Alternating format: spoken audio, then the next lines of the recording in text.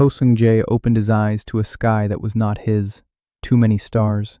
2 moons hung above the tree line, and one of them was red. Snow pressed against his back. Pine branches creaked somewhere to the left. His breath came out in white clouds and vanished into air that smelled like frozen resin and something else, something animal. He did not move. 14 years of training had carved one rule deeper than any other. When you wake up and you do not know where you are, you do not move. You listen, you breathe, you count. He counted. Heartbeat steady at 62. Temperature somewhere around -10. No sounds of engines, no highway noise, no sirens, just wind and wood and the faint crack of ice settling in the distance. His fingers found leather beside him, a long case, oiled hide stitched with cord he did not recognize. He unzipped it by feel alone, and his hand stopped. He knew this weight. He knew this balance. The Hyundai 701, his rifle, the one he had cleaned every Tuesday evening for 4 years at the Daejeon Shooting Club, the one that should have been locked in the club armory while his body cooled on an icy overpass somewhere in South Korea. His thumb traced the stock and found something new, a mark burned into the wood, some kind of symbol he had never seen. He pulled the magazine, full, every round seated perfectly, but the brass was wrong, greenish tint, and warm. Each cartridge radiated heat like a living thing against his palm. He seated the magazine back and set the safety. Then he pushed himself up on one elbow and looked around. Forest. Deep, ancient forest with trunks wider than cars. Snow everywhere. No roads. No power lines. No contrails in the sky. Just those 2 moons and more stars than he had ever seen even in the mountains above Gangwon. A translucent panel flickered to life in the air before his face. Korean text. Clean, sharp letters floating in nothing. Hunter registered. First target within 340 meters. Bearing 11 o'clock. Weak point at the base of the skull between the 2nd and 3rd vertebrae. He stared at the panel for 3 full seconds. Then he did what he always did when the world stopped making sense. He went to work. He rolled onto his stomach, unfolded the bipod, settled the stock into his shoulder, and pressed his cheek to the cold rest. Through the scope he found trees, snow, branches, and then movement. An elk, or something that had once been an elk. 4 antlers instead of 2. The body was too large and the proportions were wrong. When it turned its head toward him, he saw its teeth. Human teeth. Flat, broad molars set into a jaw that should have held an herbivore grinding plate. A red dot pulsed on the screen overlaying his scope, right at the base of the skull, exactly where the panel had promised. Range 342 meters. Wind from the northeast at maybe 1.5 meters per second. Temperature drop meant the round would fly slightly high. He made the adjustment without thinking. His finger moved to the trigger. Breathe in, half exhale. Hold. The space between heartbeats. He fired. The sound cracked across the frozen forest like the world splitting open. Birds erupted from every tree in a 100-meter radius. The elk thing dropped straight down as if someone had cut its strings. No stagger, no stumble, just alive and then not. The panel updated. Clean kill. Distance 342 meters. Reward 2 rounds. 2 new cartridges materialized in the magazine pouch at his belt. Same greenish brass, same strange warmth. He stared at them for a long moment. Then he stood and brushed the snow from his coat and started walking toward the kill. It took him 20 minutes to reach it. Up close, the creature was worse. Bone growths jutted from its shoulders like malformed armor plates. Its eyes were in the wrong places. One sat where the ear should have been. The other was on the side of its neck. The meat beneath the hide was dark, almost purple. He pressed his knife into the belly and the smell hit him. Not rot, something sharper, chemical, like burning copper. He had dressed hundreds of animals in his life. His father had been a butcher in Busan before the shop went under. Sung-jae knew where every artery ran. He knew how to open a carcass without puncturing the gut. He knew how to cool a body so the meat would not spoil from its own heat in the first 2 hours. This thing was different, but anatomy was anatomy. 4 legs, spine, rib cage. He found the organs where he expected them to be. He worked carefully, separated the haunches, set aside the backstrap, avoided the strange blue-black gland near the liver that pulsed even after death. Within an hour, he made usable meat stacked on a spread of hide. Maybe 40 kilograms, enough to feed people if there were people nearby. He cleaned his knife in the snow, wiped his hands, looked around. Smoke.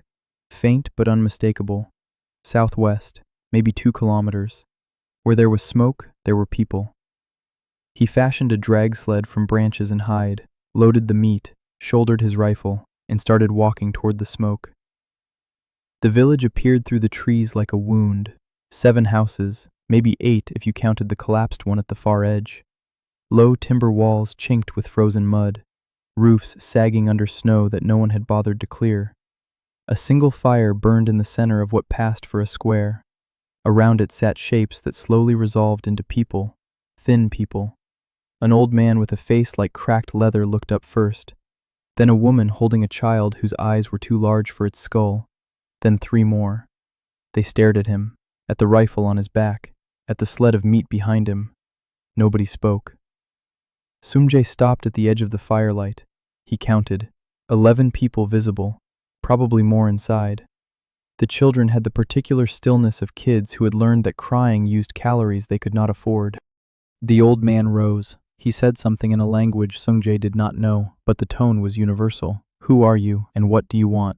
Sungjae looked at the meat on his sled, looked at the people around the fire. He unhooked the drag rope and pushed the sled forward into the light. Then he pointed at the meat and pointed at them. He did not know their words yet, but a man standing in a starving village with 40 kilograms of fresh meat does not need many. The old man looked at the sled, looked at Sungjae, looked at the sled again. Then he turned and called out toward the nearest house. Within minutes, the entire village was outside. 23 people. Sungjae counted them automatically. 11 adults, 7 elderly, 5 children. Every single one of them thin enough that he could see the architecture of their skulls through their skin. They fell on the meat like water finding a crack. He watched a woman cut strips with a knife so dull it barely parted the flesh. He watched an old woman press raw liver to the lips of a child who chewed with desperate mechanical rhythm. He watched and he understood 3 things simultaneously. First, he was not going home. Whatever had happened on that overpass was final. Second, these people were starving. Not hungry, starving. The kind of starving that kills children in their sleep and leaves mothers standing over small bodies at dawn. Third, he had a rifle that could kill things nothing else here could touch, and he had the skills to use it. He sat down by the fire, took out his knife, and began showing the nearest woman how to slice the meat thinner for faster drying over the flames. There was no point in introductions yet. Names could wait, the meat could not. By the second morning, Sumjae had learned 4 words: meat, water, fire, and the name of the village, Sonne. The language was not Korean, and it was not any language he recognized, but it followed patterns, subject before verb, hard consonants, rising tones for questions. He had always been good with patterns. That was what ballistics was, pattern recognition applied to physics. The old man was the village elder. His name was Gwan Tishik, 71 years old though he looked 90. He sat with Sumjae by the fire on that second morning and pointed at things. Sky, snow, tree, house. Sumjae repeated each word and filed it away. By midday he had 40 words. By evening he had 80 and could form broken sentences. The system helped. When he focused on a person, a faint overlay appeared showing their general health status. Guantashik, malnourished, joint inflammation, partial hearing loss, left ear. It did not translate languages. It did not read minds. But knowing that the woman clutching her ribs had 2 fractured bones told him things that words could not yet say. On the second afternoon he went hunting again. This time he walked further from the village. The system pinged a target at 400 meters, another one of the mutated creatures. This one had been a boar once. Now it was something else. Tusks curved backward into its own skull. Eyes sat in a cluster of 3 on the left side of its head. Bone plates covered its shoulders and spine like crude armor. Weak point, left flank, between the 3rd and 4th rib. Gap in bone plating. He set up behind a fallen log. Wind was negligible. Temperature -12. He accounted for the cold barrel. First shot of the day always flew slightly different from a cold bore. He adjusted 2 clicks right and 1 click up. Fired. The boar thing screamed. The sound was nothing like any animal he had ever heard. It was high and sharp and it hit something inside his skull like a needle behind his eyes. His ears rang, his vision blurred for half a second. Blood. He felt warmth on his upper lip. His nose was bleeding. The creature was down, but the sound had done damage. He wiped his face with his sleeve and made a note. These things had a sonic weapon. That scream was not just noise. It ruptured blood vessels. He remembered the word from the elder the night before. Huamul. That was what they called these creatures. Twisted beasts from the Blackwood to the south. The system updated. Clean kill. Distance 408 meters. Reward 3 rounds. Huamul classification. Sonic defense noted. Future targets of this class will display audio threat radius. Good. The system learned. He dragged the boar back to the village. Heavier this time. Maybe 60 killings of usable meat after he discarded the parts that smelled wrong. That blue-black gland again. Larger in this one. And something new. A hard crystalline growth inside the chest cavity. Dark green. Warm to the touch. About the size of his fist. He pocketed it. In the village, Guan Taishik stared at the boar carcass, and his face went through something Sungjae could not yet read. Then the old man spoke rapidly to the others. Several women backed away. One pulled her children behind her. Sungjae understood fragments. Huamul. Danger. Cursed. He held up the meat, pointed at the parts he had already separated, made a cutting gesture to show which organs he had removed. The elder watched him carefully, then stepped forward and touched the meat, smelled it, tore a small piece and chewed slowly. The village held its breath.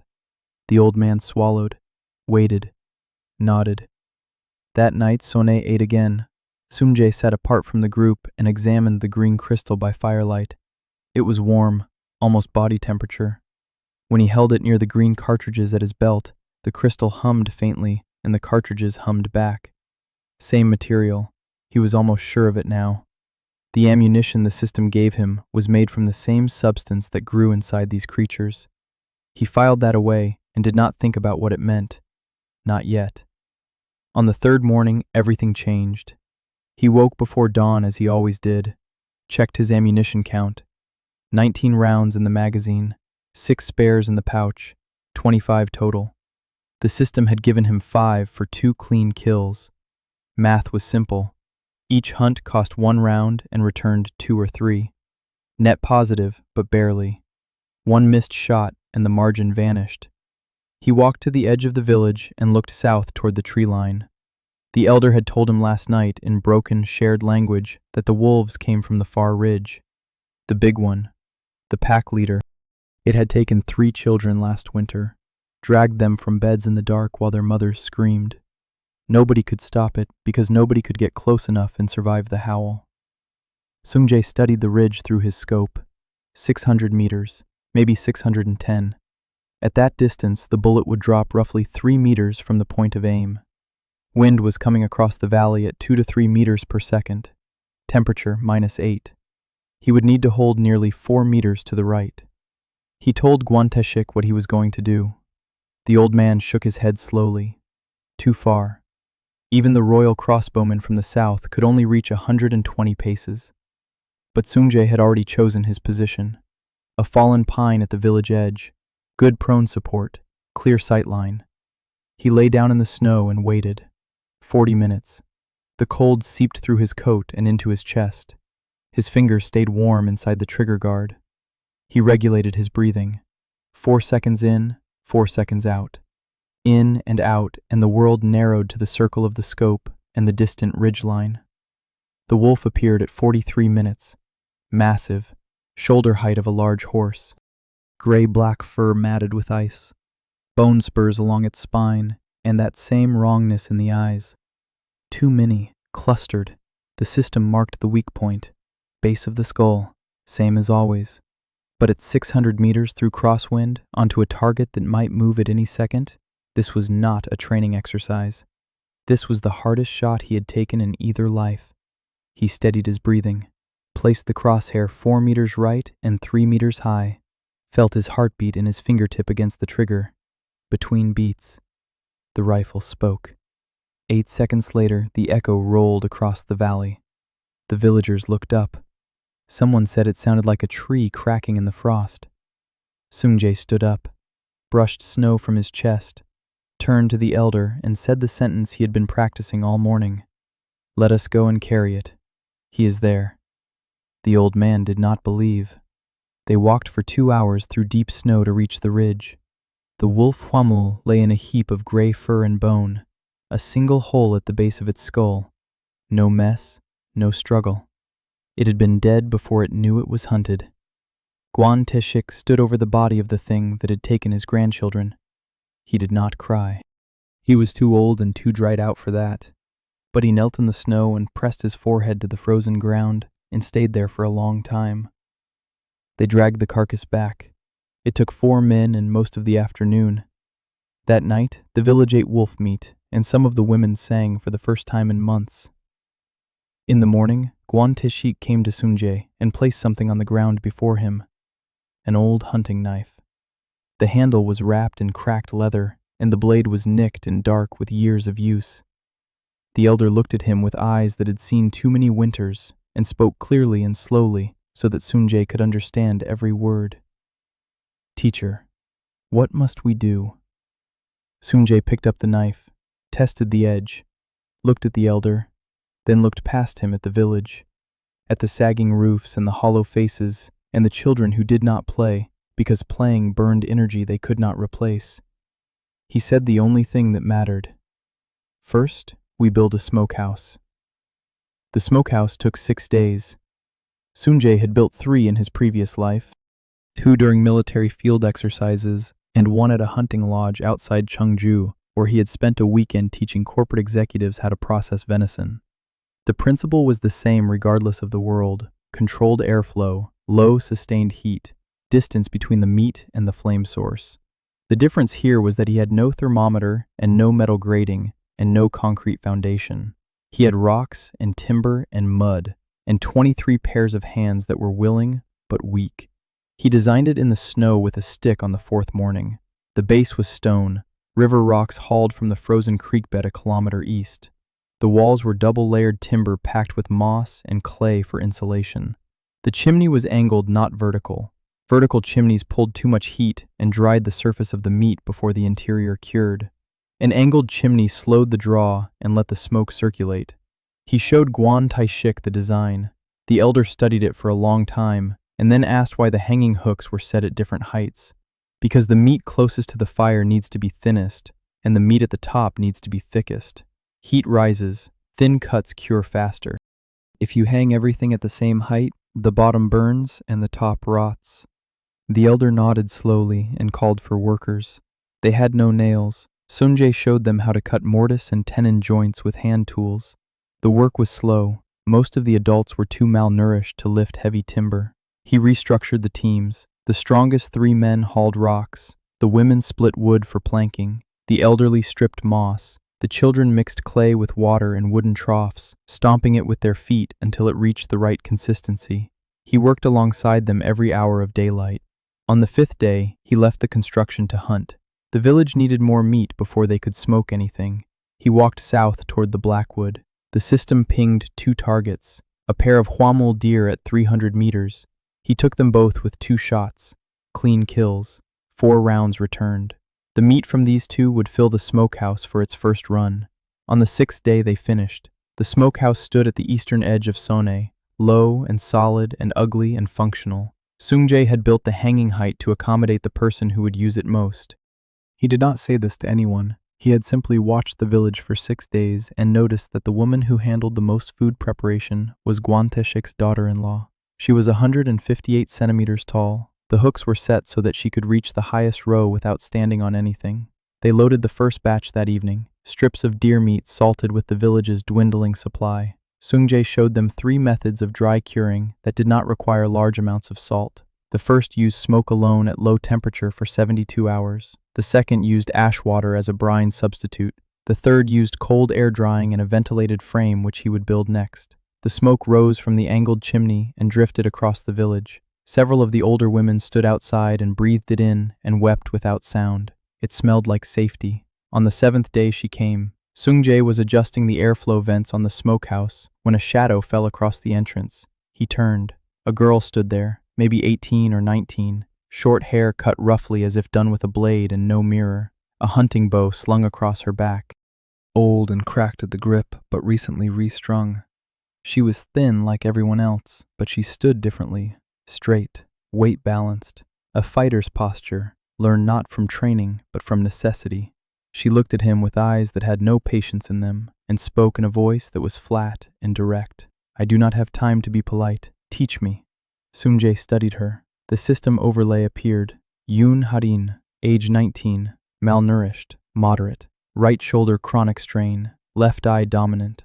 He noted the shoulder detail, chronic strain in the drawing arm. She had been using a bow too heavy for her frame, probably her father's bow, pulling a draw weight meant for a grown man because there was no other bow and her family needed to eat. He looked at her bow, then at her shoulder, then back at her face. He asked her name, though the system had already told him. She said it, Hadin. He asked if the bow was her father's. Something shifted behind her eyes, just for a second, then the flatness returned. She said yes. He died 2 years ago. Sumjay nodded. He did not offer sympathy. He had learned long ago that people who had carried grief for 2 years did not want sympathy from strangers. They wanted to be seen as what they were, functional, capable, still standing. He told her to show him her draw. She knocked an arrow and pulled. Her form was raw but instinctive. Left eye lined up naturally with the shaft. Good. But her right shoulder hitched upward at full draw, compensating for the strain. The bow was 45 pounds at least. She should have been pulling 30. He told her to release. The arrow hit a tree 20 meters away,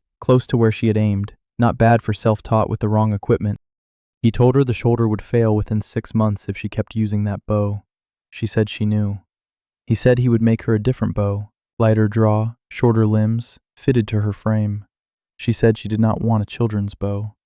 He looked at her steadily and said something he had said to 100 trainees in another life. There is no such thing as a children's bow. There is equipment that fits the shooter and equipment that breaks the shooter. Her father's bow is breaking you. You can feed your sister with a broken shoulder for 6 months, or you can feed her with a working shoulder for 20 years. Choose. She stared at him for a long time. Then she asked how he knew about her sister. He said he had counted the people in the village, 23, but only one other person had the same jaw as her, a younger girl, maybe 16 or 17, who always stood slightly behind Hadin and never spoke. Hadin blinked. Then she set her jaw and nodded once. "When do we start?" "Tomorrow, sunrise." He went back to the smokehouse. She stood there a moment longer, then left without another word. That night, Sunjay sat by the fire and did the math. 25 rounds in reserve. The smokehouse could hold roughly 80 kilograms of meat per batch. A batch took 3 days. To keep the village fed through winter, he needed roughly 1 hunt every 4 days. Each hunt cost 1 or 2 rounds and returned 2 to 4. Sustainable, barely, but 1 miss, 1 bad wind reading, 1 target that moved at the wrong instant, and the math fell apart.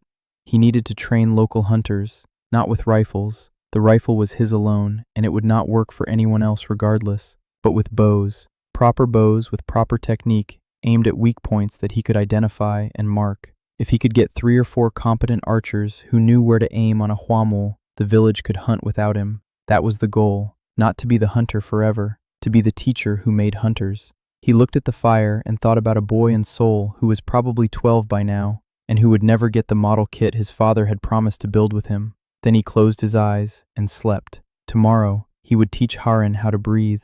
He started Harin on breathing, not archery, breathing. She stood at the edge of the village in the gray light before sunrise, with her bow across her back and her jaw set like she was ready to fight someone. Sunjay told her to put the bow down. She looked at him like he had asked her to cut off her hand. He said it again. "Bow down, hands at your sides, close your eyes." She did it, reluctantly. He told her to breathe in for 4 counts, hold for 2, out for 4. She did it 3 times and then opened her eyes and asked when they would start shooting. He said they already had. Every shot begins and ends with breath. Your heart rate determines your accuracy more than your aim does. A calm shooter with bad form will outshoot a panic shooter with perfect form every single time. She closed her eyes again. They breathed for 20 minutes. Then he taught her something no one in this world seemed to know. He taught her about the space between heartbeats. Your heart beats roughly once per second, he told her.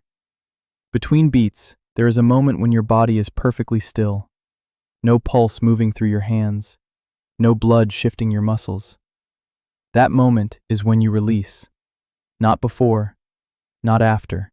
She listened with the intensity of someone who understood that information was survival. Then he let her pick up the bow. Not her father's bow. He had spent the previous evening building a training bow from a young ash branch. Draw weight roughly 25 pounds, short limbs, simple but functional. She looked at it and said nothing. He could see her swallow whatever objection she had. Smart girl. They worked on form for 2 hours. Stance, anchor point, elbow position. He corrected her draw arm angle 11 times. Each time she adjusted immediately without complaint. On the 12th correction she held the position perfectly, and he told her to release. The arrow hit the target. A section of bark he had pinned to a tree at 30 meters. Not center, 2 hand widths left, but solidly on target for a first real attempt with proper form. He nodded. She looked at him, waiting. He realized she was waiting for praise, for confirmation, for someone to tell her she had done well. He kept his voice even, same tone he had used with every recruit who needed steadiness, not excitement. Again, she drew and released 14 more times that morning. By the end, her grouping had tightened to a circle the size of 2 fists. With the lighter bow, her shoulder did not hitch. Her left eye tracked the target naturally. She had genuine talent, raw and untrained, but real. He told her they were done for the day. She asked if she could practice alone.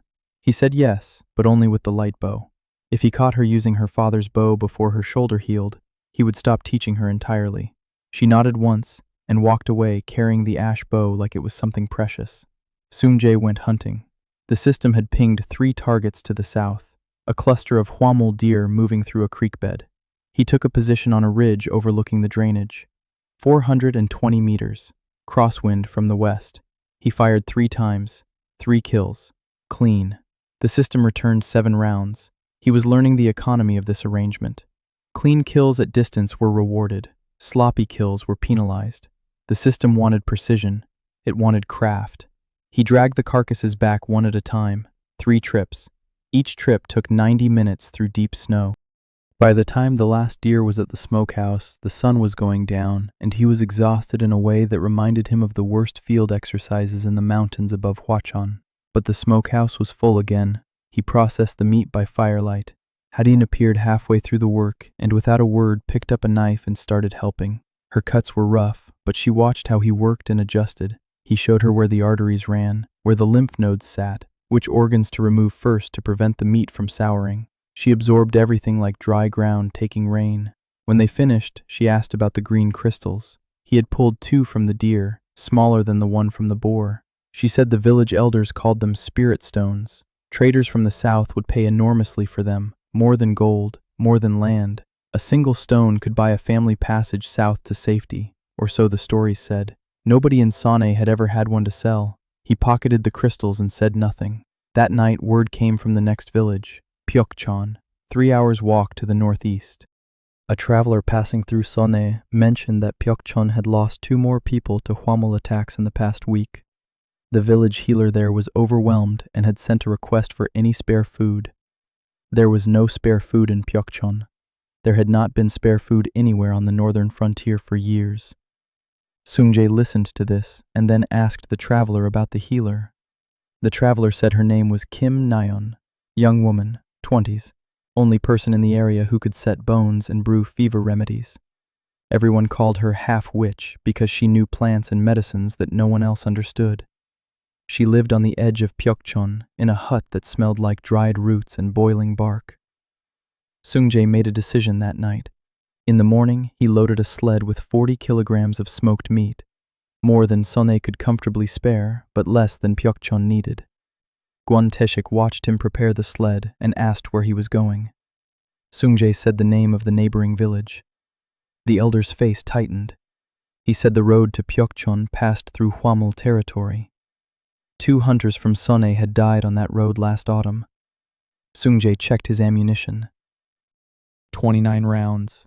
He told the elder he would be back before dark. He was not back before dark. The road to Pyeokchon was not a road. It was a track through frozen forest that had not been maintained in years. Fallen trees blocked the path every few hundred meters. Twice the system pinged Huamul in the trees around him, small ones, weasel-sized creatures with too many legs that watched him from branches with clustered eyes. He did not shoot. They were not worth the ammunition, and they did not approach. At the halfway point, he crossed a frozen stream and found tracks in the snow on the far bank. Large, canine. But the stride was wrong, too long for a natural wolf. The tracks led south toward the Blackwood. He noted the direction and kept moving. Pyokchon was smaller than Sonay. 5 houses, 14 people. The smell hit him before the village did. Sickness and unwashed bodies and the particular sweetness of infected wounds. He found Kim Nayeon in the largest hut. She was bent over a man whose leg was wrapped in stained cloth. Her hands moved with practiced efficiency, grinding herbs, mixing paste, applying it to the wound with fingers that did not tremble despite the fact that her own ribs were visible through the loose fabric of her shirt. She was starving, like everyone else. Probably worse, because healers in places like this always ate last. He set the sled of meat inside the door. She looked up, dark eyes and a thin face framed by a long braid that hung over one shoulder. She looked at the meat, looked at him, looked at the meat again. She asked who he was. He said his name and that he came from Sonay. She asked if the meat was real. He said yes. She asked what he wanted for it. He said nothing. She stared at him with an expression he recognized. It was the face of someone who had never been given something without a price and could not process the absence of a transaction. He knelt by the sled and cut a piece of liver from the wrapped portion he had set aside specifically for this. He held it out to her and said something he had practiced in the local language all morning. The healer needs iron. Eat while it is warm. Not for the village, for you. She took the piece of liver and held it in both hands and stood there. For a full minute she just stood holding it. Then she sat down on the floor of the hut and ate it slowly and carefully with her eyes closed. When she finished, she wiped her hands on her knees and looked up at him and asked what he needed her to do. He said he needed a healer in Sonay. Someone who could treat injuries and illness while he focused on hunting and building. He said he could guarantee regular food, real food, meat and bone broth and whatever else the smokehouse produced. She said Pyokchon needed her. He looked around the hut, at the wounded man, at the empty shelves where medicine should have been, at the walls thin enough that wind came through in visible streams. He said that Pyokchon needed food more than medicine right now, and the meat on the sled would last them 2 weeks. In 2 weeks he would bring more. But if she came to Sonay, she could treat patients from both villages and be close to the only reliable food source on the northern frontier. She considered this for less than 30 seconds. Then she stood and began packing her supplies. Nayeon arrived in Sonay with a bundle of dried herbs on her back and a clay pot of fever paste cradled against her chest like a child. The village watched her come in with the particular silence of people who had opinions but not the energy to voice them. Sungjae gave her the smallest of the unused huts. It had a leaking roof and a broken door frame. He spent the afternoon fixing both while she arranged her medicines on shelves he built from split pine. She worked without speaking. Every jar and bundle went to a specific place, following a logic he could not read but she clearly had memorized years ago. When the shelves were full, she turned and looked at the space and nodded once, as if she had just claimed something. That evening, Sungjae brought her a bowl of broth from the smokehouse. Boon broth. He had started keeping a pot on the fire at all times. Bones cracked and simmered in water for hours until the liquid turned cloudy and thick with fat and minerals. It was the cheapest way to extract nutrition from parts of the animal that could not be smoked or dried. Nayeon drank it without a word. Then she went to examine every person in the village. She worked through the night. Sungjae learned her system by watching. She started with the children, checked their gums for bleeding, pressed their stomachs for swelling, looked at their fingernails, then the elderly, then the adults. By dawn, she had a mental inventory of every illness and deficiency in Sonay. She told Sungjae the results in the flat, clinical tone of someone accustomed to delivering bad news. 3 of the children had early scurvy. The elders' joints were deteriorating beyond recovery. 2 of the women had anemia severe enough to affect their vision. One of the older men had an untreated hernia that would kill him within a year if it ruptured. Sungjae listened and wrote nothing down because he had no paper. He stored it all. He asked what she needed. She listed plants, specific ones. Bark from a tree that grew only near running water. A root that had to be harvested before the first thaw. Pine needle tea for the scurvy cases immediately. He spent the next 3 days hunting and gathering. Game for the smokehouse, bark and roots for Nyan. The days blurred into a rhythm. Wake before dawn, check the smokehouse temperatures. Hunt, process the kill, deliver ingredients to Nyan. Train Harin, sleep 4 hours, repeat. Harin was progressing faster than any recruit he had ever trained. On the 3rd day of lessons, she hit a target at 40 meters. Not perfectly, but consistently within a circle the size of a man's head. Her breathing was natural now. She had internalized the rhythm without conscious thought. In, hold, out, release between heartbeats. He taught her anatomy next, drew diagrams in the snow with a stick. Here is where the heart sits in a huamul deer. Here is where the spine meets the skull. Here is the gap in the bone plating. She studied these drawings with ferocious concentration. When the snow melted them, she asked him to draw them again. He moved her to 50 meters, then 60. At 60 meters with her light bow, her arrows lost significant energy. The ashwood limbs did not have the power to drive a broadhead through huamul bone plating at that distance. She needed a better bow. Not her father's bow, something in between. He did not have the skills to build it. He could field construct a training bow from green wood, but a real composite bow required a craftsman. He asked Guan Teshik if there was a bowyer anywhere in the northern villages. The elder shook his head. No bowyer. But there was a smith in the village of Cholmok, half a day's walk west. A woman, the only one left after her father died. Sungjae asked her name. Choi Yuri. The elder said it with a tone that suggested opinions he was not sharing. Sungjae went to Cholmok on a clear morning. The village was even smaller than Pyeokchon. 3 standing structures and a forge that was larger than all of them combined. Smoke rose from the chimney despite the cold. Someone was working. He found Choi Yuri at the anvil. She was not what he expected. Broad shoulders, arms thick with muscle, and marked with old burns that traced patterns across her skin, like a map of years at the fire. She was hammering a bent plow blade back into shape with strikes that were precise and economical. No wasted movement. Every blow landed exactly where she intended. She did not look up when he entered. She finished the plow blade, dumped it in the quench trough, then turned and regarded him with eyes that gave away nothing. He introduced himself.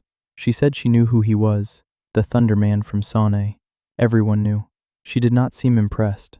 He said he needed a bow made from composite materials, wood and horn and sinew, layered and glued and shaped to specific dimensions. A draw weight of 32 pounds, shorter than standard because the archer was small. She listened, then asked why he did not just buy one. He said there was nothing to buy within 200 kilometers. She said she was a smith, not a bowyer. He said the principles were the same, understanding materials, working with grain and fiber, knowing how different elements behaved under stress. She stared at him, then she smiled. It was not a warm smile. It was the smile of someone who had been underestimated so many times that being overestimated was its own kind of shock. She said she would try, on one condition. He had to explain what the weapon he carried was, how it worked. Not the magic or the system, the mechanism. He considered this. Then he unshouldered the rifle and began to explain. Controlled combustion, expanding gases, a projectile forced through a rifled barrel to impart spin for stability. She listened the way Harin listened to anatomy lessons, total absorption. When he described the barrel rifling, she picked up a piece of scrap iron and scored a spiral groove into it with a chisel to see if she understood the concept. She did, perfectly. He spent 3 hours in her forge. She showed him her work, nails, hinges, knife blades, tools made from salvaged metal because there was no new iron coming from the south. Everything she built was functional and solid, and designed with a practicality that bordered on elegance. He left Cholmok with a promise that the bow would be ready in 10 days, and a new understanding of what he had available to him. Yuri was a resource more valuable than his rifle. A rifle could kill one target at a time. A smith who understood engineering principles could equip an entire village. On the walk back, he stopped at the ridge overlooking the valley and glassed the Blackwood through his scope. The tree lines stretched south and east beyond the limit of his optics, dark, dense, unbroken. Somewhere in there, the source of the huamul waited, the thing the villagers called the mother of the Blackwood. He had asked Gwanteshik about it on his second night. The elder had gone quiet for a long time, and then said only that the mother had been there longer than the kingdom, longer than the villages, longer than memory. Sungjae lowered the scope and looked at the valley below. Sonne with its new smokehouse sending a thin line of white into the gray sky. Pyeokchon beyond it, Cholmuk to the west. 3 villages, maybe 45 people total, starving and sick and trapped between mountains and monsters. He turned and walked back to Sonne. When he arrived, Harin was waiting at the village edge. She had been practicing. He could see it in the set of her shoulders and the controlled way she breathed. She told him that while he was gone, a boy from a village called Danwol had come running through the snow. His village elder was requesting an audience with the Thunder Man. 3 more villages had heard about Sonne's smokehouse, about the healer, about the teacher who could kill Hwamul from distances that should have been impossible. They wanted to talk. Sungjae stood in the snow and looked at the darkening sky. He had been in this world for 2 weeks. He had built a smokehouse and trained 1 archer and recruited 1 healer and visited 1 smith. And now 4 villages were asking to talk. He did not want to be a leader. He had never wanted to be a leader. He had been an instructor, a technician, a man who taught other men to be precise. But the world did not care what he wanted. The world cared about what it needed. He told Harin to send word to the boy.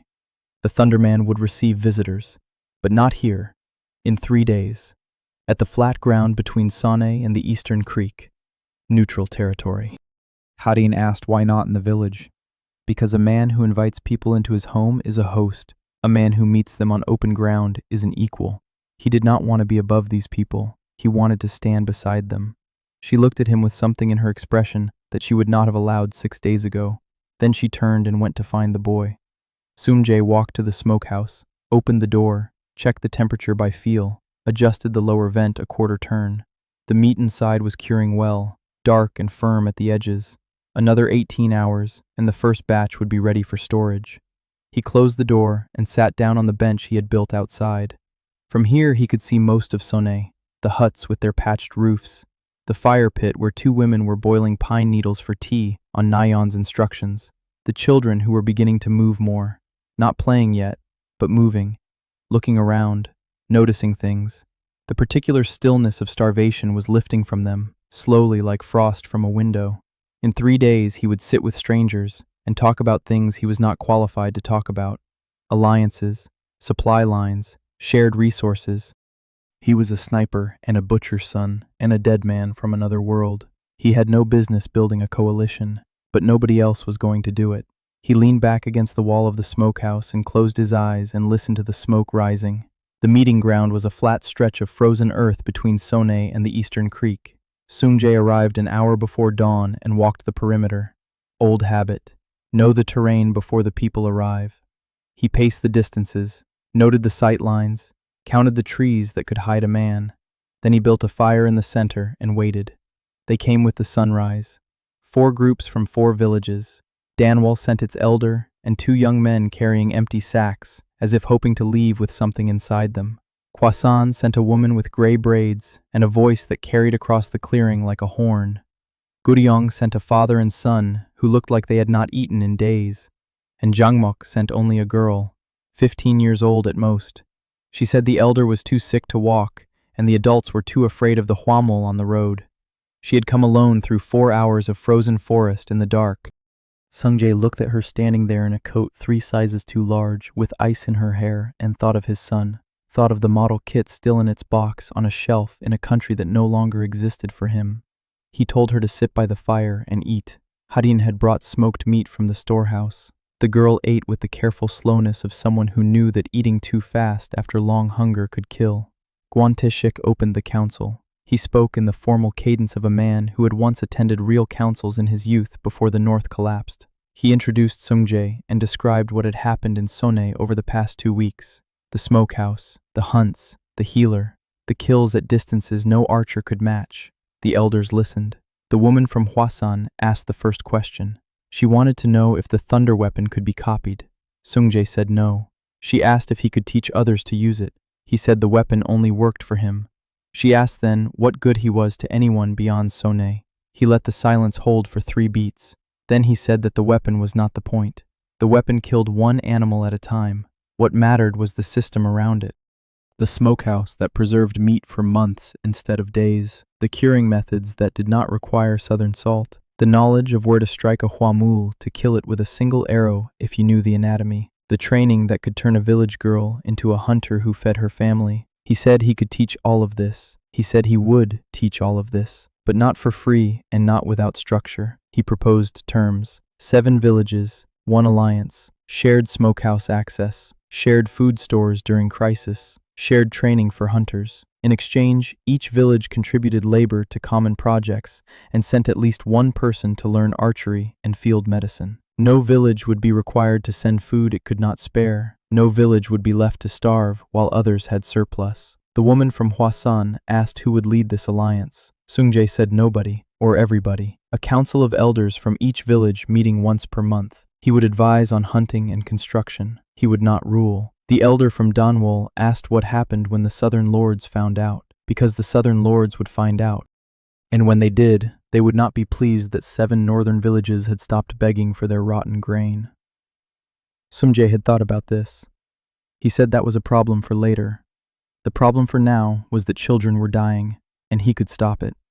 And anyone who wanted to argue about politics could do it on a full stomach.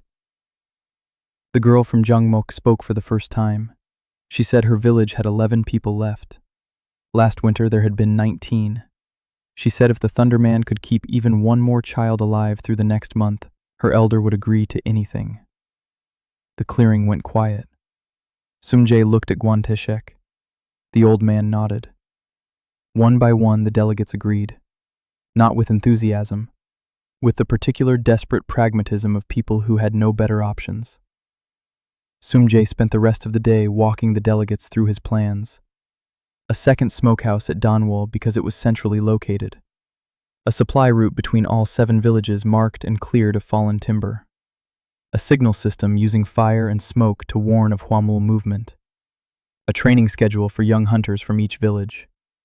He drew maps in the snow, calculated distances, estimated food requirements per village per week. The woman from Hwasan watched him work and said he planned like a general. He said he planned like a quartermaster. Generals won battles, quartermasters kept people alive. By evening, the delegates had left carrying strips of smoked meat for the journey home and instructions for their first tasks. Clear the supply roads, identify 1 trainee per village, begin collecting river stones for the Danwol smokehouse. Sungjae stood by the dying fire and watched them disappear into the trees. Harin stood beside him. She asked if he really believed this could work. He said he did not know, but he believed that doing something was better than watching children count their own ribs. She made a sound that might have been a laugh if she remembered how. Then she said there was a problem he had not addressed. Meat would keep the villages alive through winter, but winter would end, and when it did, the huamul would breed, and the herds of normal game would not return, and the soil in the north was too frozen for farming. They needed trade with the south, real trade. Not the exploitative caravans that came once a season with moldy grain and left with whatever the villages could scrape together. They needed something the South wanted badly enough to pay fair prices. Sungjae reached into his coat and took out the 3 green crystals he had collected from huamul kills. They sat in his palm, glowing faintly in the firelight. Warm, humming at a frequency he felt more than heard. Spirit stones. The South would pay a fortune for these, and Sungjae had a monopoly on the only reliable way to get them. Harin looked at the crystals, then at him, then back at the crystals. She said that was either the solution to everything or the beginning of a war. Sungjae closed his fist around the stones. He said it was probably both. 10 days after the council, Choi Yuri sent word that the bow was ready. Sungjae walked to Chormok in a morning so cold that his breath froze on his collar before it dissipated. He found Yuri outside the forge, holding the bow across both palms like an offering. It was beautiful, not in the decorative sense. Beautiful the way a well-made tool is beautiful. The limbs were layered horn and ash, bound with sinew, and sealed with a resin that smelled like pine and something sharper. The grip was wrapped in cured leather, shaped to fit a small hand. The draw weight when he tested it was exactly 32 pounds. She had built it in 10 days from material she had gathered herself, because no supply caravan would bring Bowyer's materials to the frozen edge of a dying frontier. He asked how she managed the horn. She said she had traded her last cooking pot to a herder 2 villages over for a pair of goat horns. Then she had spent 3 nights shaping them by firelight. He looked at her hands, fresh burns on her fingers where the resin had splattered. A deep cut across her left palm from the horn knife. She had not bandaged it. He told her to come to Sonet. Nyan would treat the cut. She said she did not need treatment. He said the cut would infect within 3 days and she would lose grip strength in the hand, and then she could not swing a hammer, and then she was finished. She looked at the cut, then at him. Then she wrapped the bow in oiled cloth and said she would walk with him.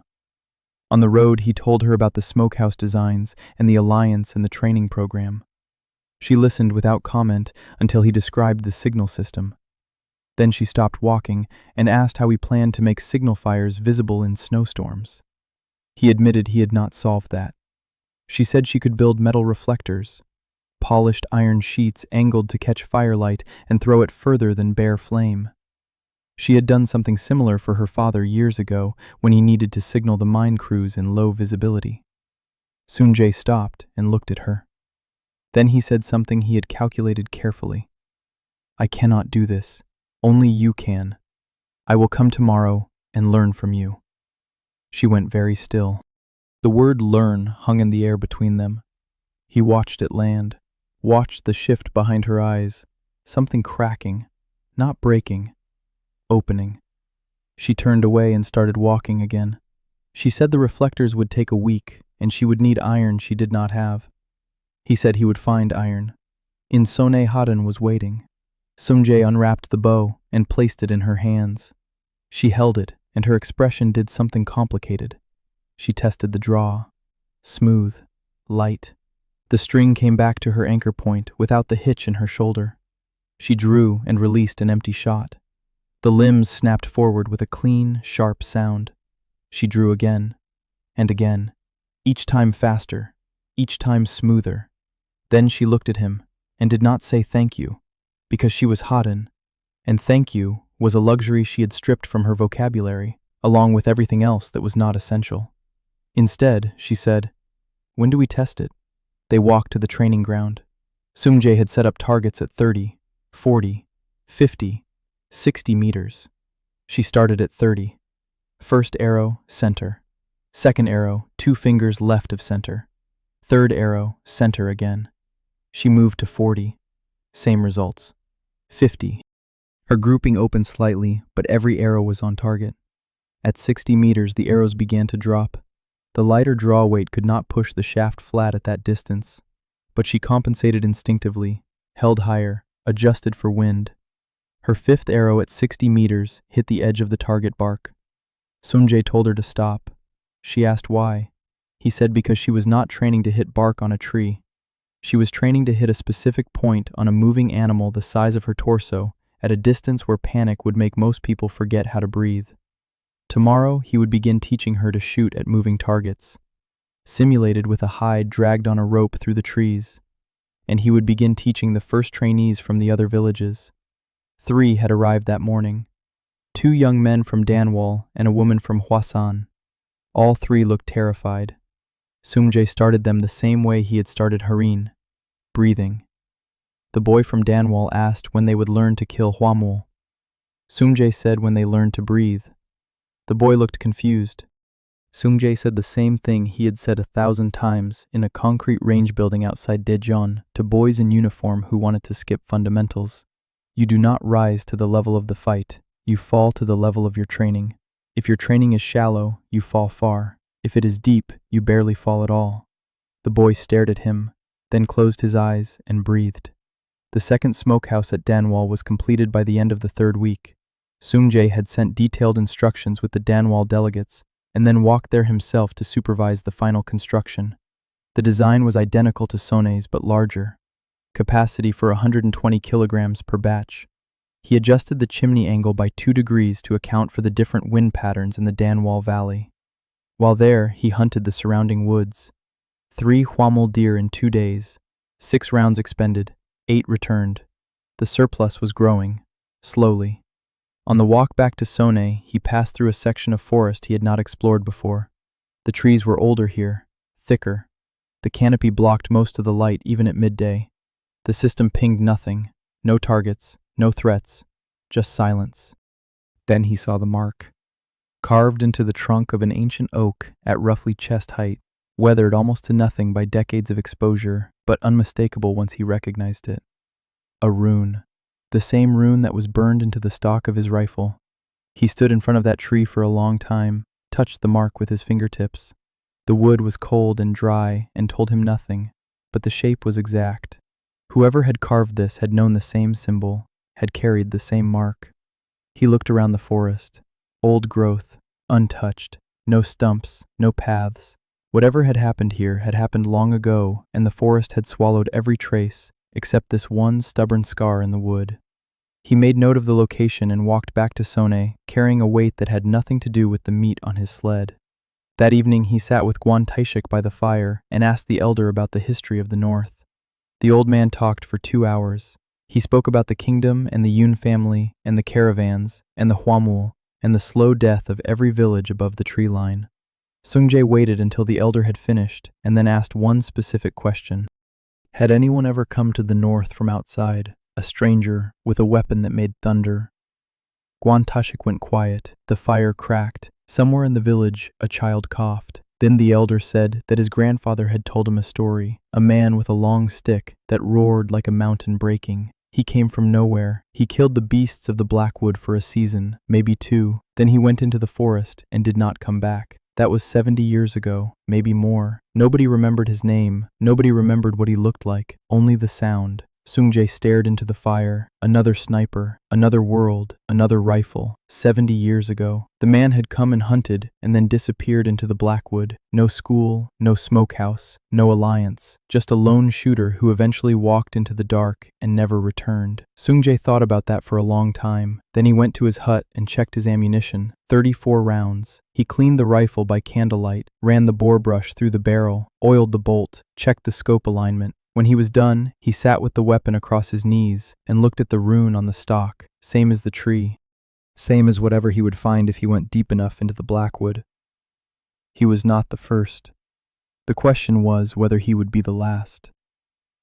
By the end of the 2nd month, winter had settled into its deepest phase. The temperature dropped to levels that cracked tree trunks in the night. The sound of wood splitting in the cold became a kind of clock for the village. Every few hours, another sharp report from the forest. Sungjae used these weeks to build systems, not dramatic ones, quiet ones. A rotation schedule for the smokehouse that ensured meat was always curing regardless of hunting success on any given day. A storage method for smoked meat using sealed bark containers packed with ash to absorb moisture. A latrine system set downhill from the water source because he had noticed that 3 of the villages were drawing water downstream from their own waste. He spent an entire afternoon explaining to the Danwol elder why this mattered. The elder listened politely and then asked if the Thunderman was truly spending his time worrying about where people relieved themselves. Sungjae said that more people died from bad water than from Huamul, and the elder could verify this by counting his dead over the last 5 years and sorting them by cause. The elder went quiet, then moved the latrines. Hadin was shooting at moving targets now. Sungjae had rigged a system of ropes and pulleys that dragged a hide bundle through the trees at varying speeds. She missed the first 12 attempts. On the 13th, she put an arrow through the center of the bundle at 40 meters while it was swinging laterally. He said nothing. She glanced at him. He nodded once. She turned back to the target and nocked another arrow. The 3 trainees from the other villages were progressing slower, but progressing. The boy from Danwol, whose name was Moon Jae-ho, had natural steadiness. His hands did not shake even in wind. The woman from Hwasan named Bak Inseo was older, 30. She had volunteered because her husband was dead and her children needed meat, and no one else in her village would step forward. Her form was stiff, but her determination was absolute. Sungjae adjusted her grip and her stance, and told her that age was an advantage in marksmanship because patience came easier to people who had already learned that the world did not hurry for anyone. The second boy from Danwol quit after 4 days. He said the training was pointless because they would never be able to do what the Thunderman did. Sungjae let him go without argument. You could not teach someone who had already decided they could not learn. He sent word to the remaining villages for a replacement. A girl arrived from Guryong 2 days later, 16 years old, name of Shin Bora. She said nothing during her first 3 days of training, just breathed and drew and released and adjusted. On the 4th day, she hit the target at 50 meters and turned to Sumjae with an expression of such fierce, quiet pride that he had to look away for a moment, because she reminded him too much of someone he would never see again. Nayeon had established a routine. She saw patients from Sone in the morning and walked to Pyeokchon twice a week to check on the cases there. Sumjae had arranged for an escort on those walks. One of the Danwol boys accompanied her with a hunting knife and orders to run back for help if anything appeared. Nothing appeared. The Hwamul seemed to avoid the roads between villages as long as people moved in daylight. At night was different. At night, Sumjae sometimes climbed the smokehouse roof and glassed the tree line with his scope. He could see movement in the dark, shapes between trunks. The system occasionally pinged distant targets. 400 meters, 600, 800, always at the forest edge, never approaching, watching. He mentioned this to Guan Taishik. The elder nodded heavily and said the Hwamul had been doing that for years, standing at the edge of the light and watching. The village dogs used to bark at them all night until the dogs were eaten. It was the mother. She watched through her children. She was always watching. In the middle of the 2nd month, something happened that changed the texture of everything. A child was born in Sone, the first birth in 3 years. The mother was a woman named Oh Eunji, who had hidden her pregnancy for months because she was terrified. Women in the starving north had learned not to carry children. The body could not sustain it. The milk would not come. The infant would starve, or the mother would die, or both. Eunji had conceived in autumn, before Sumjae arrived. By the time she could no longer hide it, she was 7 months along, and it was too late for the herbal preventatives that the village women used. Nayeon took charge of the birth. Sumjae stayed out of it. He was not needed, and he knew the difference between situations that required his skills and situations that required his absence. What he did was cook. He had set aside a specific bone 2 weeks earlier, a large femur from a Hwamul deer with good marrow. He cracked it and set it in a clay pot with water from the creek and a handful of the dried herbs Nayeon used for recovery. He kept the fire low and constant. 6 hours. The broth reduced to a thick, golden liquid that smelled like warmth itself.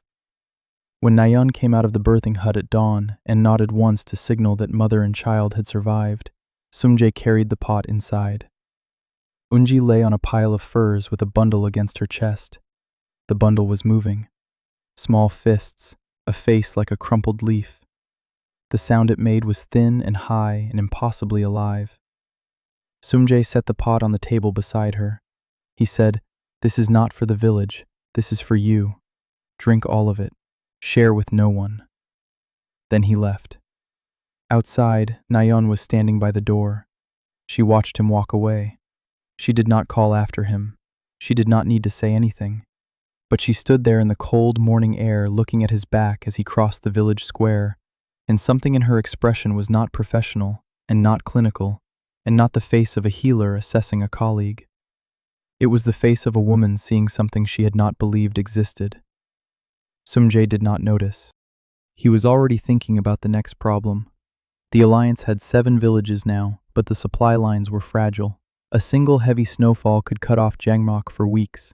The signal reflectors Yuri was building would help with communication, but communication was not the same as access. He needed a cleared and maintained road system. That required labor. Labor required calories. Calories required meat. The circle always came back to hunting. He went out that afternoon and took down 2 Hwamul at 500 meters from a ridge west of Sone. Both shots clean, both in the marked weak points. 5 rounds returned. His reserve stood at 37. He was building margin. Slowly, 1 clean shot at a time. That evening, he gathered the 4 trainees and Harin for their first lesson on Hwamul anatomy from real specimens. He had saved the skulls and rib cages from his recent kills and laid them out on the smokehouse bench. Here, this is the gap between the 2nd and 3rd cervical vertebrae. At the base of the skull, you can feel it with your finger. This is where an arrow or a bolt must enter to kill instantly. Anywhere else on the skull, the bone plating will deflect you. He showed them the bone armor, Thick plates fused to the underlying skeleton, nearly impervious to a standard broadhead except at the joints and gaps. He pointed out each gap. Base of skull, behind the front shoulder on the left side where a thin strip of unprotected hide covered the heart, the soft tissue under the jaw, the gap between the hip plate and the spine. 4 targets, 4 chances. Miss all 4 and your arrow bounces off bone, and you have an angry Huamul charging at you with a scream that will burst the vessels in your brain at 20 meters. Hardin picked up a skull and turned it in her hands. She traced the gap at the base with her fingertip. She asked how he knew all of this. He said he had spent 8 years learning where things died, and 6 years teaching others the same. She set the skull down and looked at him with an expression he could not read. Then she picked up her bow and went outside to practice. Sungjae watched her go. Then he turned back to the other trainees and continued the lesson. He had 6 months before spring. 6 months before the Huamul breeding season, when the mother would send her strongest out of the Blackwood. 6 months to turn these 4 young people into hunters who could protect 7 villages without him. The math was tight, but math was what he did. Spring came to the north like a slow exhale. The snow did not melt all at once. It thinned. The ice on the creek cracked first at the edges, and then in long, jagged lines down the center. The trees dripped. The ground beneath the snowpack turned to mud that sucked at boots and made every path a negotiation. With the thaw came new problems. Sungjae had anticipated most of them. The smokehouse drainage needed to be redirected, or the spring melt would flood the curing chamber. 2 of the storage pits he had dug in frozen ground collapsed as the soil softened. The supply road between Sonay and Jangmok became impassable for nearly 2 weeks, until a crew from both villages cleared the fallen timber and laid log sections across the worst of the mud. But the problem he had not anticipated came from the south. A caravan arrived in Sonay on a morning in the 3rd month. Not the royal supply caravan that came once per season with its rotten grain and shorted salt. A private one. 6 carts pulled by oxen, 12 armed men in leather and wool, and a flag Sungjae did not recognize, blue on white with a crest that looked like a mountain over water. Guanteshek recognized it immediately. House Yun, the lords of Heian, the family that held the north on paper while living comfortably in the southern lowlands on rent, extracted from people who had nothing left to give. The caravan master was a lean man with a polite smile and eyes that counted everything they landed on. He introduced himself as a trade representative of Lord Yoon Hyunchol and said he had heard fascinating rumors about the northern villages, about a smokehouse, about cured meat, about a man who killed Huamul at impossible distances. He said Lord Yoon was very interested. He said Lord Yoon wished to offer his support. Sungjae stood in the village square and looked at the 12 armed men and the 6 carts and the polite smile and observed exactly what was happening. This was not support. This was reconnaissance. House Yoon was measuring the threat. A north that starved and begged was a north that paid tribute and caused no trouble. A north that fed itself and organized and traded was a north that might eventually ask why it was paying tribute at all. He invited the trade representative to the smokehouse, showed him the operation, let him see the cured meat in the organized stores and the signal reflector that Yuri had installed on the roof the previous week. He answered questions calmly. Yes, the meat was Huamul. Yes, it was safe to eat. Yes, there was more. The representative asked about the spirit stones. Sungjae said he did not know what the representative was talking about. The representative's polite smile thinned but held. He left the next day with 2 carts loaded with smoked meat, for which he paid in salt and iron ingots. Fair trade by northern standards, generous even, which meant it was a trap. Salt and iron now, dependency later, demands after that. Sungjae knew the pattern. He had seen it in every military occupation he had studied, and in several he had participated in. You did not conquer starving people with soldiers, you conquered them with supply lines. You became necessary, then you became expensive, then you became permanent. He called a council meeting that evening, all 7 village representatives. He laid out what had happened and what he believed it meant. The woman from Hwasan said they should take the trade. Iron and salt were life. Refusing them was pride, and pride did not feed children. The Danwal elder said the woman was right, but so was the Thunder Man, and they needed to find a way to trade without becoming dependent. Sungjae proposed a solution. They would trade with House Yun, but not exclusively. They would establish contact with other southern buyers, merchants, independent traders, anyone who wanted Huamul meat and spirit stones. Competition among buyers meant fair prices. A single buyer meant a master. The problem was access. The North had no trade infrastructure. No established routes to anyone except House Yun. No reputation, no contacts. They needed someone who understood trade networks and could navigate southern politics. Sung-jae did not have this person yet, but he had a feeling she would arrive on her own. He was right. 2 weeks after the House Yun caravan departed, a woman rode into Sonne on a horse that looked too well fed and too well groomed for the northern frontier. She wore a trader's traveling clothes and carried a pack full of writing materials and small luxury goods. Silk thread, scented oils, a brass mirror, things that had no practical value in a starving village, but which any experienced trader would carry as social currency. She gave her name as Ri Dasom, 26 years old, independent trader from the central provinces. She said she had heard about the Northern Alliance and the smokehouse system and wanted to establish a trade relationship. She smiled when she said it, the kind of smile that was both warm and precisely calibrated. Sung-jae looked at her hands, no calluses from rains. A trader who spent her life on horseback would have rope burns and leather marks on her palms. Hers were smooth. He looked at her boots. Clean. Too clean for someone who had just traveled through spring mud for days. He looked at her pack. The luxury goods were arranged in a specific order. Silk thread on top, then oils, then the mirror. The order did not make sense for a trader who needed quick access to her most valuable items. It made sense for someone who had packed in a hurry, following a checklist. He said nothing about any of this. He welcomed her to Sane, showed her the smokehouse, introduced her to Guan Teshik, gave her a place to sleep. And that night he sat by the fire with Haran and said that the new trader was not a trader. Haran asked how he knew. Sung-jae said that real traders smelled like the road and talked about prices before they talked about people. This woman smelled like soap and asked about the alliance structure before she asked about the goods. Haran asked what she was then. Sung-jae said he did not know yet, but he intended to find out by giving her exactly what she seemed to want and watching what she did with it. Over the following weeks, Dasom integrated herself into Sane with a smoothness that confirmed every one of his suspicions. She was helpful, genuinely helpful.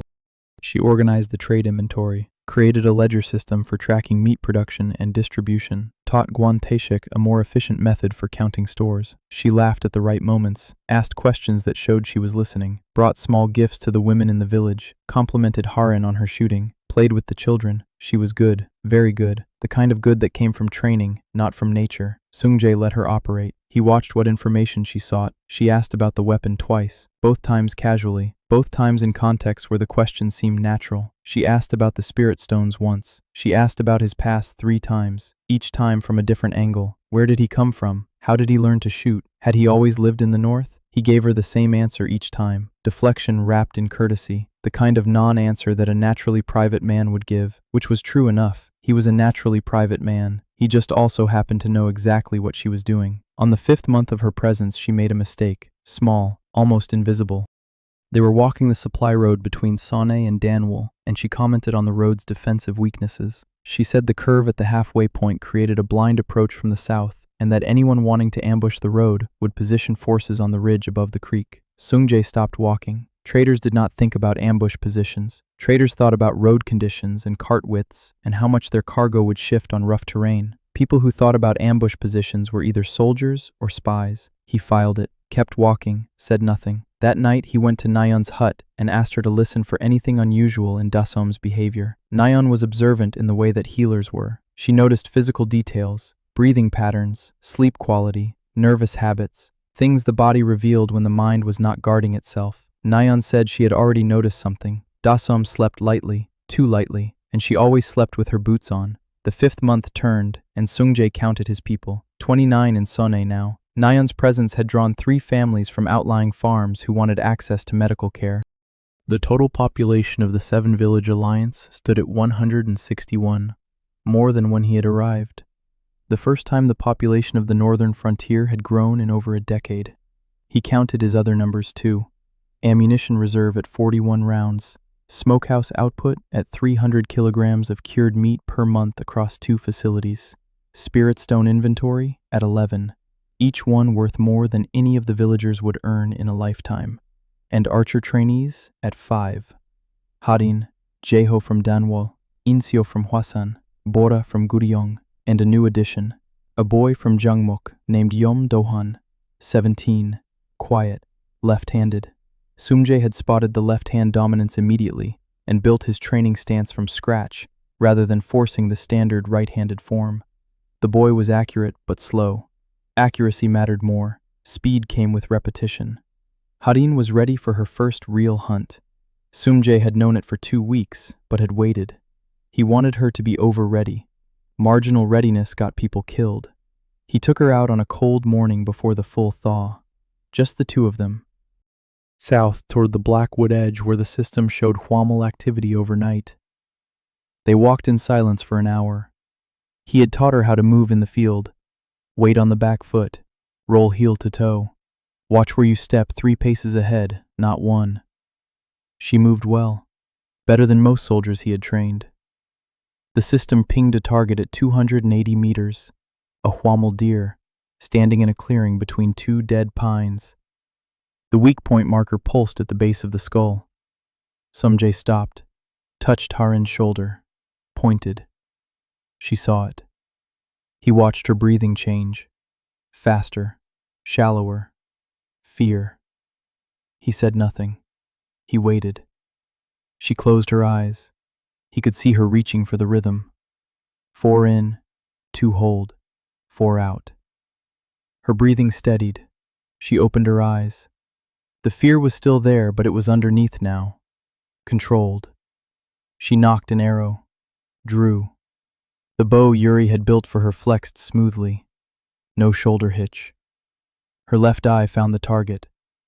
280 meters was far beyond her effective range. 100 meters at most for a kill shot with a bow. He had not brought her here to shoot this target. He had brought her here to see it and control her fear and make the decision not to shoot. She held the draw for 3 seconds, then eased the string forward. She said the distance was too far. He nodded. Right answer. She asked if he would take it. He said yes. He unslung the rifle and set up in a prone position behind a log. She watched. He walked her through what he was doing. Wind from the east, maybe 2 meters per second at the target, even though we feel nothing here. Temperature is above 0 today, so the round will fly slightly differently than in deep winter. I am adjusting 2 clicks left and 1 click down. She listened. He fired. The deer dropped. Clean. They walked to the kill together. He showed her the entry point, base of the skull, right through the gap. Then he handed her his knife and told her to dress the animal. She had watched him do it 30 times. She knew the sequence. She knelt and opened the belly with a single long cut. Her hands were steady.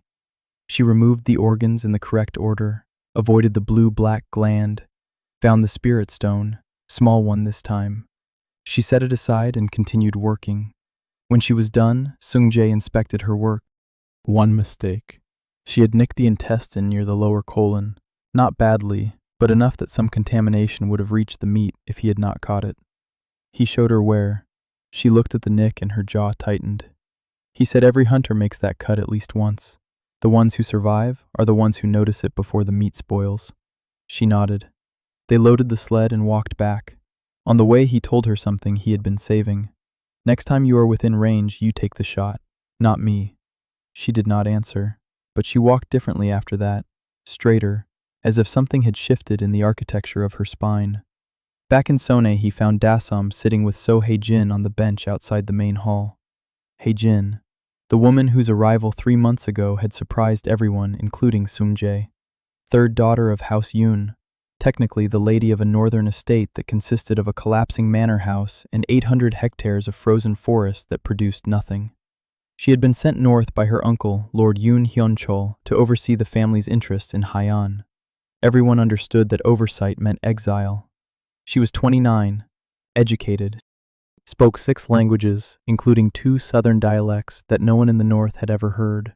She could read and write in formal court script. She could calculate compound interest in her head. She could name every noble house south of the capital and diagram their alliances from memory. She could also do absolutely nothing practical. She could not cook, could not sew, could not chop wood or haul water or identify a single edible plant. She stood in her crumbling manor house, surrounded by books she had brought from the south, and was slowly and quietly going mad from the isolation and the uselessness and the understanding that her family had thrown her away. Sungjae had gone to her manor on a diplomatic visit 2 months ago. The council had suggested it. House Yoon technically owned everything in Heian, and ignoring their representative was dangerous, regardless of how powerless she appeared. He found her at a desk covered in papers. She was writing something. When she looked up, her expression was the perfectly composed mask of an aristocrat who had been trained from birth to reveal nothing. He introduced himself and the alliance and its purpose.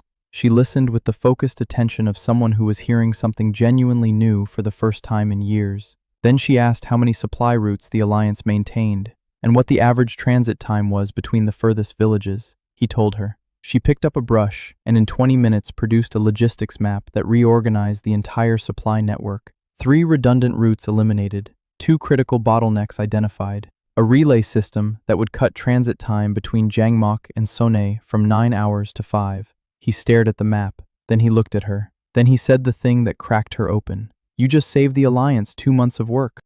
If you cannot do anything useful, then we are all finished. She laughed. It came out of her like something that had been locked in a box and forgotten, sharp and real and surprised at its own existence. She stood and walked to the window and looked out at the gray northern landscape and was quiet for a long time. Then she asked if she could attend the next council meeting. She attended. She took notes. She produced a written summary of decisions and action items that was clearer than anything the council had managed in months of verbal agreements.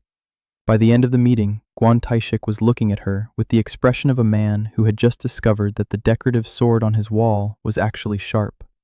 Now she sat with Dasam on the bench and they were talking. Sungjae paused at a distance and watched. 2 women from opposite ends of the social spectrum. One an exiled aristocrat with a mind like a blade. The other a spy pretending to be a traitor. Both useful, both dangerous. Both operating inside his circle for reasons that were only partially aligned with his own. He walked past them, nodded, went to the smokehouse to check the current batch. Behind him he heard Dasam laugh at something Heijin said. The laugh was almost real. That was the most unsettling thing about Dasam. The gap between her performance and her truth was narrowing. She was becoming the person she pretended to be. Or perhaps she was remembering who she had been before the order taught her to forget. That evening he asked Heijin to take over logistics for the alliance formally. She accepted with a composure that almost hid the tremor in her hands. She spent the night writing a complete trade proposal for establishing independent commerce with 3 southern merchant houses she knew personally. The proposal was 12 pages long and included projected revenues and risk assessments and a clause structure that would prevent any single buyer from gaining monopoly leverage. It was brilliant.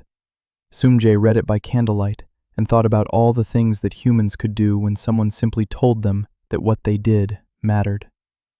In the morning he approved the proposal and asked Heijin to draft a formal letter to the first merchant house on her list.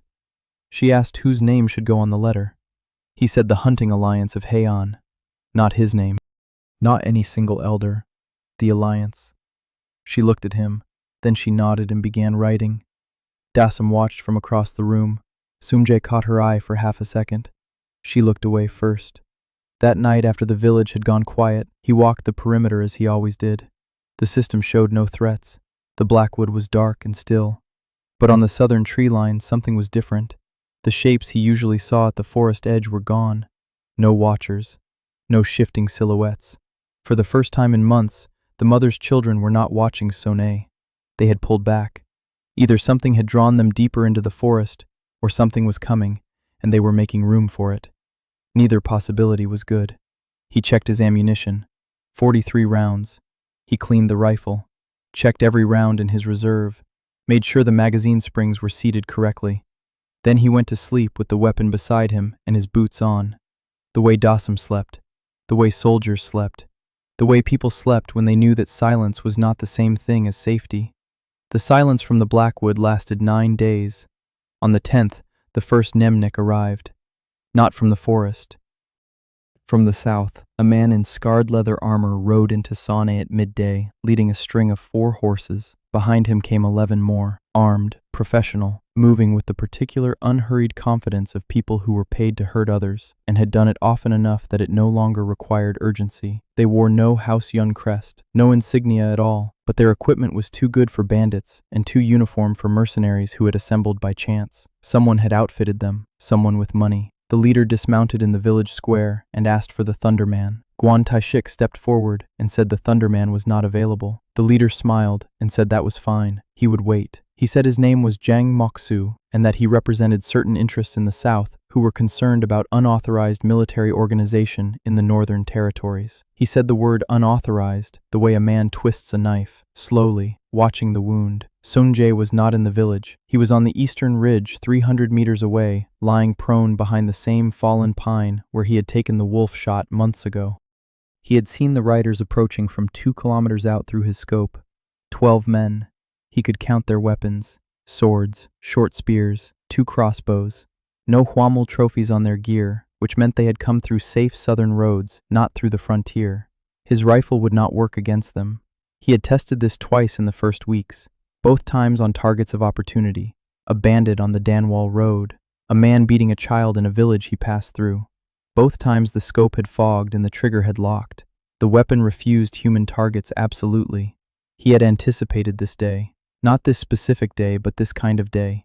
The day when someone with swords came to take what he had built. He had prepared for it the only way he could. Not with his rifle, with his people. Haran was on the western ridge. She had moved into position the moment the riders appeared on the southern road. Her composite bow was strung, and she had 20 arrows in a quiver Yuri had built from pressed leather and bone. Jeho was behind the smokehouse with a clear line to the village square. Inseo was in the tree line north of the village, covering the retreat path to Pyokchan. Young Bora from Guryong was on the smokehouse roof, lying flat with her bow and the calm breathing of someone who had spent 4 months learning to control her heartbeat. None of them would shoot first. Sunjae had drilled this into every student. You do not start the fight, you finish it. In the village square, Guan Taishik was doing what Sunjae had asked him to do if this situation ever arose. He was talking, slowly, politely, offering tea that did not exist, asking about the road conditions, complimenting the horses, buying time with the particular skill of an old man who had survived 71 years by understanding that most violence could be delayed by a warm voice and a calm face. Jiang Moksu grew impatient after 20 minutes. He said he did not want tea. He wanted to see the thunder weapon. He wanted to see the spirit stone inventory. And he wanted the Thunderman to understand that the northern frontier was part of the kingdom, and that organizing an armed militia without royal sanction was treason. Guan Taishik said he understood. He said the Thunderman would certainly want to discuss these matters. He said perhaps they could arrange a formal meeting in a few days, when all the village representatives could attend. Moksu said no. Today. Now. Sunjae watched through the scope. He could read the body language. Moksu was not planning to negotiate. He was planning to deliver an ultimatum and enforce it. The 11 men behind him were the enforcement. If Sunjae did not appear, they would start breaking things. And if they started breaking things, his archers would start shooting. And then people would die. He made a decision. He stood up on the ridge in full view of the village square, 300 meters away, clearly visible against the gray sky. He raised the rifle above his head with both hands, so that even at that distance, the shape was unmistakable. Then he aimed at the ground 15 meters in front of Moksu's horse and fired. The sound split the morning. The bullet hit frozen earth and threw a spray of dirt and ice that spattered the horse's legs. The animal screamed and reared. Moksu grabbed the saddle horn and fought for control. Every man in the square had a hand on a weapon, but they were looking the wrong direction. They were looking at where the bullet hit, not at where it came from. 300 meters was beyond anything they understood. Sunjae fired again, this time into the log pile at the edge of the square. Wood chips exploded outward. Now they were afraid. He could see it in how they moved, tight, compressed, looking everywhere. The thunder came from a direction they could not identify, and a distance they could not comprehend. A third shot, into the water trough. The trough cracked and water poured across the frozen ground. 3 shots, 3 targets, none of them human. But the message was absolute. I can reach you. You cannot reach me, and I have chosen not to kill you. Moksu was a professional. He understood the mathematics of the situation instantly. He raised his hand, His men stopped reaching for weapons. He looked toward the ridge, but Sunjae had already moved, dropped back behind the fallen pine, invisible. Moksu sat on his horse for a full minute, then he dismounted, slowly. He told Gwanteshik that perhaps a formal meeting in a few days would be acceptable after all. He and his men left before noon. They took nothing. Sunjae came down from the ridge 2 hours later. Harin met him at the village edge.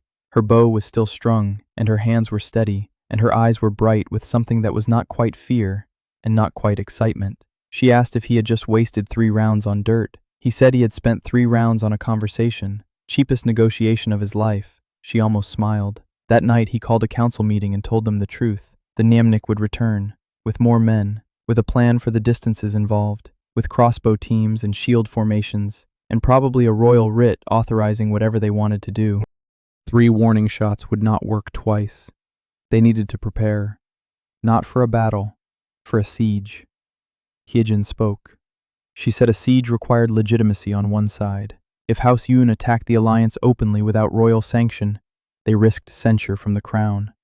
If they obtained royal sanction first, the alliance needed to be officially recognized as a legal entity before the order came down. She could draft a petition to the crown. She knew the legal framework. She knew which officials could be reached, and which could be bribed, and which would listen to a well-constructed argument about tax revenue from Hwamul trade. But she needed time. Weeks. Maybe a month. Sunjae said he would buy the time. Dasom, who had been sitting in the corner of the meeting hall, spoke for the first time. She said she could get the petition to the capital faster than any messenger the alliance could send. She did not explain how. Sunjae looked at her. She looked back. The mask was thinner now, almost translucent. He could see the real person underneath pressing against the surface of the performance. He nodded. Dasom left Sonet before dawn, carrying Hyejin's petition in a waterproof case against her chest. She took nothing else. No trade goods, no cover story, just the document and whatever skills the Order of the Silent Step had given her. Sunjae watched her go from the smokehouse roof. Then he went inside and started preparing for the next hunt. He needed every round he could earn. The weeks after Dasom's departure were the busiest of Sunjae's time in this world. He hunted every day, sometimes twice. The system responded to his intensity. Targets appeared more frequently, as if the mechanism behind it recognized that he was preparing for something. He took shots at ranges he had never attempted in this world. 700 meters on a Hwamul elk in a crosswind that required him to hold 6 meters off target. 812 meters on a massive boar-class Hwamul that stood on a ridge like it was daring him to try. Both kills were clean. The system rewarded them generously. 7 rounds for the elk, 9 for the boar. His reserve climbed. 48, 53, 59. Every evening he cleaned the rifle and counted. Every morning he went back out. Harin hunted with him 3 times that week, not with the rifle, with her bow. On the 3rd hunt, she killed her first Hwamul, a deer-class creature at 68 meters. The arrow entered through the gap behind the left shoulder, exactly where the heart sat beneath the bone plating. The deer took 2 steps and fell.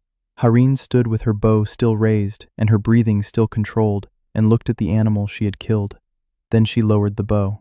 Her hands were shaking, not from fear, from the release of months of controlled pressure finally finding its exit. Sunjae walked to the deer and confirmed the kill. Single arrow, clean entry, heart shot, fatal within seconds. He pulled the arrow out and handed it back to her. The broadhead was coated in dark blood. She took it and cleaned it on the snow and put it back in her quiver. She did not celebrate. She did not need to. The kill spoke for itself. That evening he told the council that Harin was qualified to lead hunts independently. She would take Jaeho as her partner and they would cover the eastern range while Sunjae covered the south and west. The village no longer depended on a single hunter. For the first time since his arrival, the system was bigger than one person. Yuri arrived from Cholmok with a cart loaded with equipment, arrowheads forged from salvaged iron, 60 of them, each one ground to the specific profile Sunjae had designed for Hwamul penetration. Narrow, steep angle, hardened tip. She had also built something he had not asked for, a set of iron caltrops designed to be scattered in the approaches to the village. 4 pointed stars of sharpened metal that would cripple any creature or horse that stepped on them. He looked at the caltrops and then at her. She said she had been thinking about the Nemnik, about their horses, about what happened when cavalry encountered obstacles they could not see in snow or grass. He said she was thinking like a soldier. She said she was thinking like a woman who did not intend to let strangers burn her forge. He placed the caltrops in the supply shed and marked the locations where they would be deployed if the time came. Then he gave Yuri something he had been working on for weeks, a set of drawings, detailed, precise, specifications for a device he called a repeating crossbow.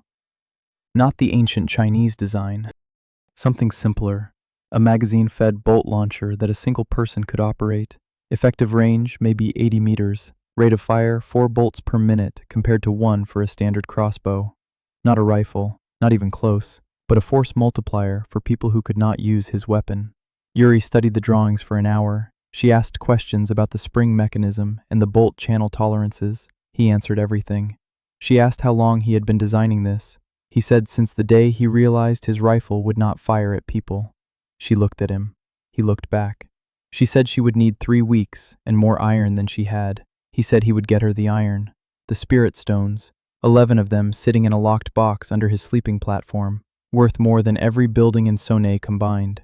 He took 3 to the next southern trader who passed through and negotiated a price that made the trader's hands tremble. Iron ingots, 40 kilograms, delivered within 2 weeks. The trader asked where the stones came from. Sungjae said the north. The trader asked if there were more. Sungjae said that depended on whether the iron arrived on time. The iron arrived in 12 days. Yuri began work on the repeating crossbow immediately. She sent word after 10 days. The first prototype was ready.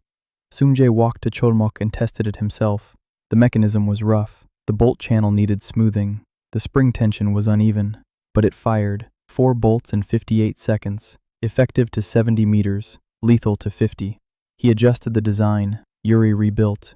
3 days later, the second prototype was better. Smoother action. Tighter grouping. He left it with her and told her to build 4 more. While the crossbows were being built, Sungjae addressed the other half of his defense, the terrain. He spent 3 days walking every approach to Sonei and the surrounding villages. He mapped choke points, identified positions where archers could fire from cover, marked locations where caltrops would channel approaching forces into kill zones. He was not building a fortress. He was building a landscape that fought for him. The eastern approach was narrow between 2 ridges, caltrops in the center, archers on both ridges. The southern road had a blind curve that Dasim had identified months ago. He cleared the brush on the inner side so it was no longer blind for the defenders. The western approach was open ground for 300 meters, his ground, rifle range. Anyone crossing that open space would be exposed to fire they could not answer. He did all of this quietly. No announcements, no war councils, just a man walking the land and thinking about angles and distances the way he had thought about them his entire adult life. Nayeon watched him work. She said nothing about the preparations, but she began stockpiling medical supplies. Extra bandages torn from old cloth, fever paste in sealed jars, a bone saw she borrowed from a butcher in Hwasan and sharpened herself. Splints cut and measured for arms and legs of different sizes. She did not ask what was coming. She prepared for it the way she prepared for everything, thoroughly, silently, with the competence of someone who understood that hope was a plan and plans needed supplies. One evening she brought him tea. He was sitting on the smokehouse bench, reviewing Heijin's latest supply calculations. She sat beside him and held out the cup and said nothing. He took it, drank. The tea was hot and bitter and flavored with something he did not recognize. She said it was a root that grew near the creek, good for sustained alertness without the shaking that came from exhaustion. He looked at her. She looked at the sky. He said thank you. She said the healer keeps the hunter standing. That is the job. He said sometimes the job looked like bringing tea. She did not answer, but she did not leave either. They sat together on the bench while the smokehouse breathed its white column into the darkening air, and neither of them said anything else, because some things did not require words to be understood. Dasim returned on a night when the wind was blowing hard from the south. She came on foot, no horse. Her clothes were torn at the shoulder, and there was a cut across her left forearm that had been bandaged with a strip of silk that looked like it had been ripped from something expensive. She walked into Sonei and sat down by the fire and said 3 things. The petition had reached the crown. The order of the silent step knew about her, and House Yoon was coming. Not the Namenik, House Yoon itself, Lord Yoon Hyunchol was riding north with 30 armed men and a royal assessor whose job was to evaluate whether the hunting alliance of Haeon constituted an illegal military formation. If the assessor ruled yes, the alliance would be dissolved by force, its leaders would be arrested, its weapons confiscated, its people returned to the status of starving tributaries under House Yoon control. If the assessor ruled no, the alliance would receive provisional recognition and House Yoon would be forced to negotiate as equals. The assessor's name was Guak Jung-hwan. Dassam said he was honest, one of the few honest officials left in the capital bureaucracy. But honest did not mean sympathetic. He would judge based on what he saw. Sung-jae asked how long they had. Dassam said 10 days, maybe 12 if the spring roads slowed the column. He asked about her arm. She said the order had sent a man to stop her. She had stopped him instead. She did not elaborate. He did not ask. That night he gathered everyone, not just the council, everyone, all 7 villages. 161 people standing in the Sane Square by torchlight. He told them what was coming. A lord with soldiers and an official with the power to erase everything they had built. He told them the truth. If the assessor saw a ragged collection of starving villages with an illegal weapons cache, they were finished. If the assessor saw a functioning community with organized trade and legitimate governance and the capacity to contribute to the kingdom rather than drain it, they had a chance.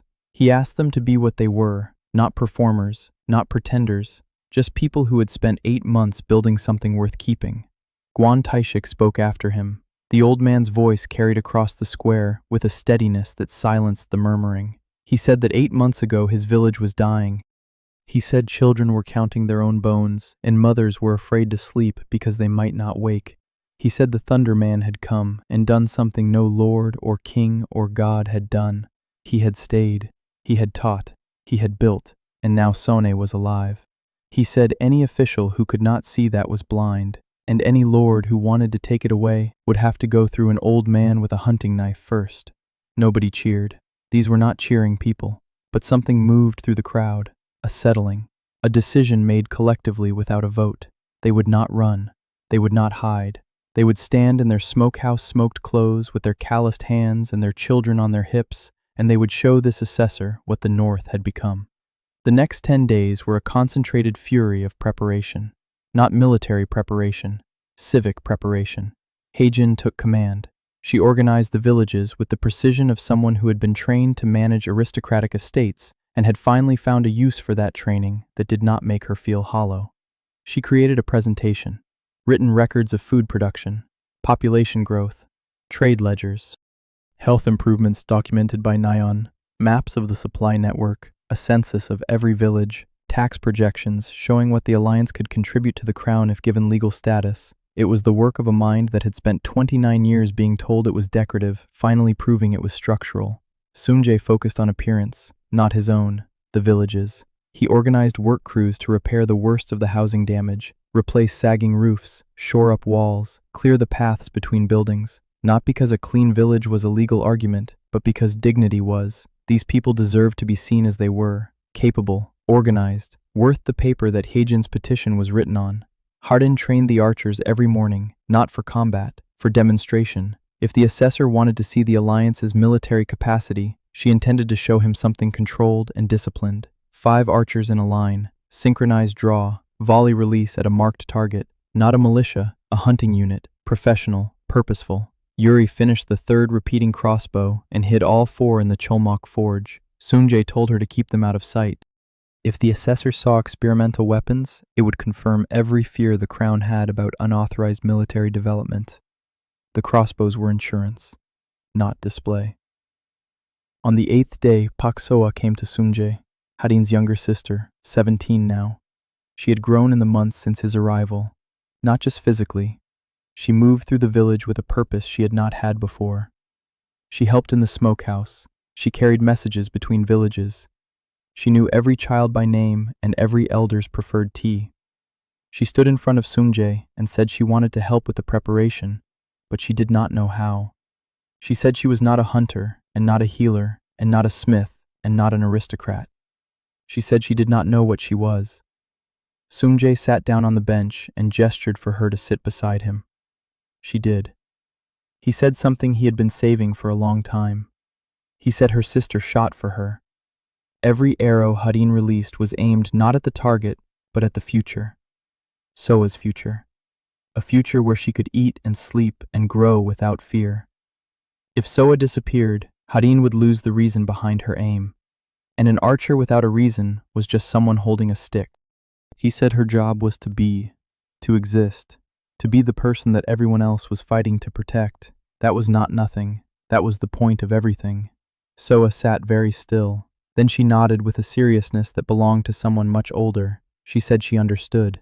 Then she stood up and went to the smokehouse and spent the rest of the day organizing the meat stores with a meticulousness that would have impressed a military quartermaster. Sungjae watched her go. Then he picked up his rifle and walked to the southern ridge. Through the scope, he could see the road winding down from the highland passes. Empty, but not for long. He sat there until dark, counting distances, measuring wind, preparing not for a shot but for a moment. The moment when a tired official on a tired horse would ride into a village that should have been dead and find it breathing. They came on the 11th day. The column appeared on the southern road in the early morning light. 32 mounted soldiers in House Yun blue and white. Behind them 3 supply wagons. And at the center of the formation 2 men riding side by side. One was tall and thin, with gray hair pulled back from a face that looked carved from something harder than stone. Lord Yoon Hyunchol, head of House Yoon. The man who collected rent from dying villages and slept on silk sheets paid for with the hunger of children. The other was shorter, round-faced, wearing the brown robes of a royal administrator with an ink-stained satchel across his chest. Guok Jung-hwan, the assessor. Sungjae met them at the village edge, alone, no weapon visible. He wore the same clothes he wore every day, a patched hunting coat, fur-lined boots that Nyon had repaired twice. No title, no insignia, no theater. He bowed to the assessor with the precise formality that Hyejin had coached him on for 3 evenings. Then he welcomed them to Sonne and invited them to eat. Hyunchol dismounted with the fluid economy of a man who had spent a lifetime getting off horses in front of people he intended to dominate. He looked at the village, at the smokehouse, at the repaired roofs and cleared paths, and the signal reflector glinting on the highest point. His expression revealed nothing, but his eyes moved the way the trade representative's eyes had moved months ago, counting, assessing, measuring what he would need to take this apart. The assessor dismounted less gracefully. He stumbled on a frozen rut and caught himself and adjusted his satchel and looked around with the slightly overwhelmed expression of a bureaucrat who had spent his career in heated offices and was now standing in snow. Sungjae led them to the meeting hall. Hyejin had prepared it. A table with chairs, tea, a stack of documents bound in cord, maps on the wall, everything organized, everything labeled, everything speaking in the language that officials understood. Paper. Guok Jung-hwan sat down and opened his satchel and took out his own documents. He read the petition first. Then he looked at Sungjae and asked him to describe the alliance, its structure, its purpose, its military capacity. Sungjae spoke for 30 minutes. He described the 7 villages, the council of elders, the shared resources, the smokehouse system, the training program for hunters. He used the word hunters, not soldiers. He used the word alliance, not militia. He described the Hwamel threat in clinical detail, kill counts, attack patterns, the sonic defense that ruptured blood vessels, the 12 years of starvation and death that had preceded his arrival.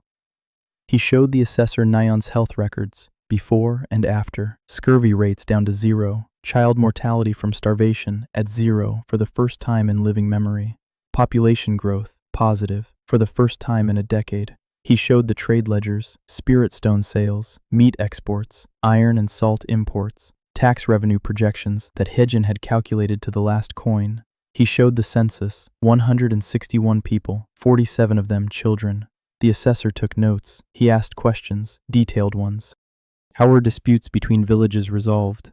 Who controlled the weapon? Could the weapon be used against people? Sungjae answered every question honestly, including the last one.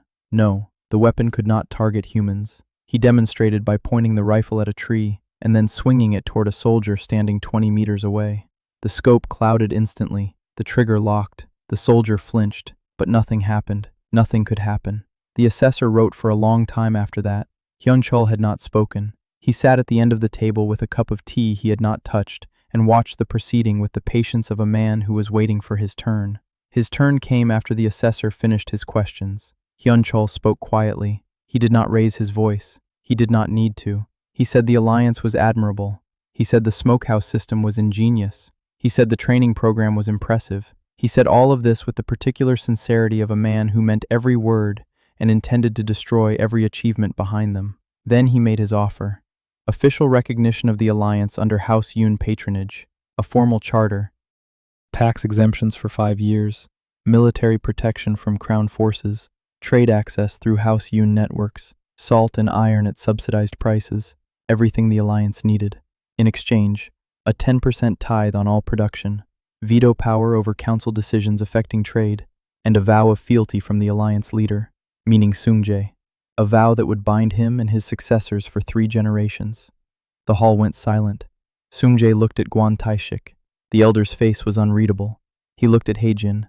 Her jaw was set, but her eyes were calculating, running numbers, weighing outcomes. He looked at Harin standing by the door with her bow across her back. She was watching Hyunchol the way she watched Hwamol through the trees, with the focused stillness of a predator assessing a threat. He looked at Nayeon sitting in the corner with her medicine bag. She was looking at him, not at Hyunchol, at him, waiting.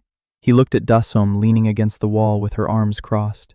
She raised one eyebrow, the smallest movement, but he read it clearly. She was telling him that the offer was a cage.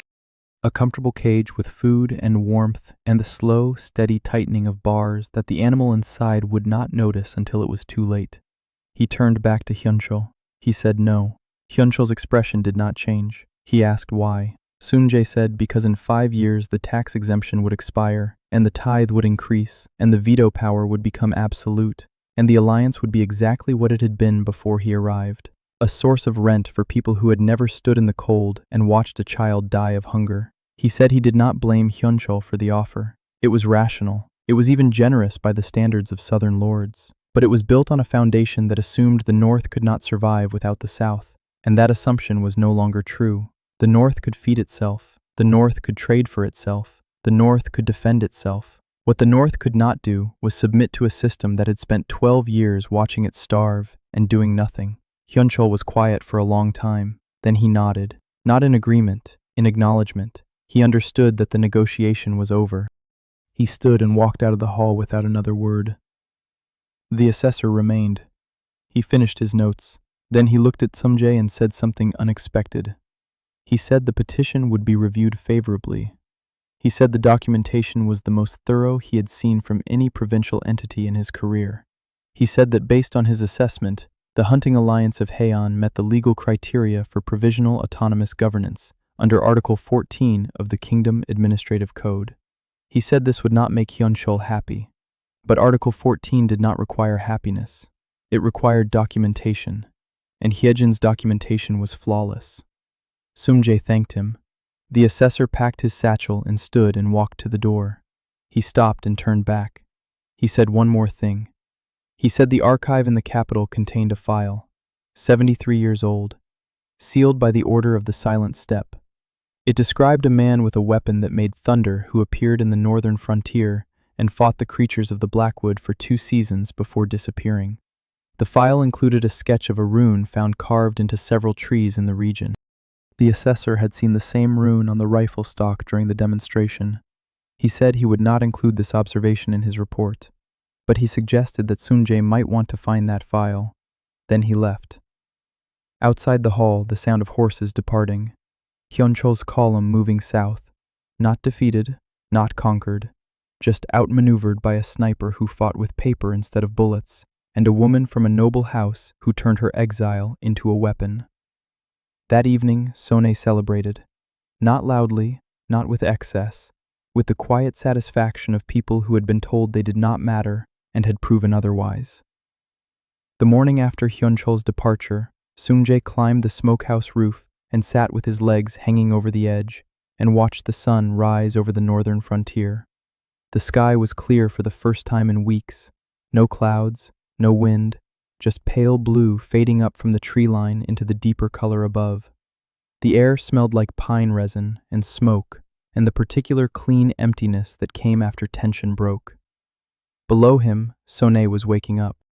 Guanteshik emerged from his hut and walked to the fire pit and began building the morning fire the way he did every day. Methodical, patient, the same motions he had performed 10,000 times. But this morning he was humming. Sungjae had never heard the old man hum. Nyeon's door opened, and she crossed the square with her medicine bag, heading for her morning rounds.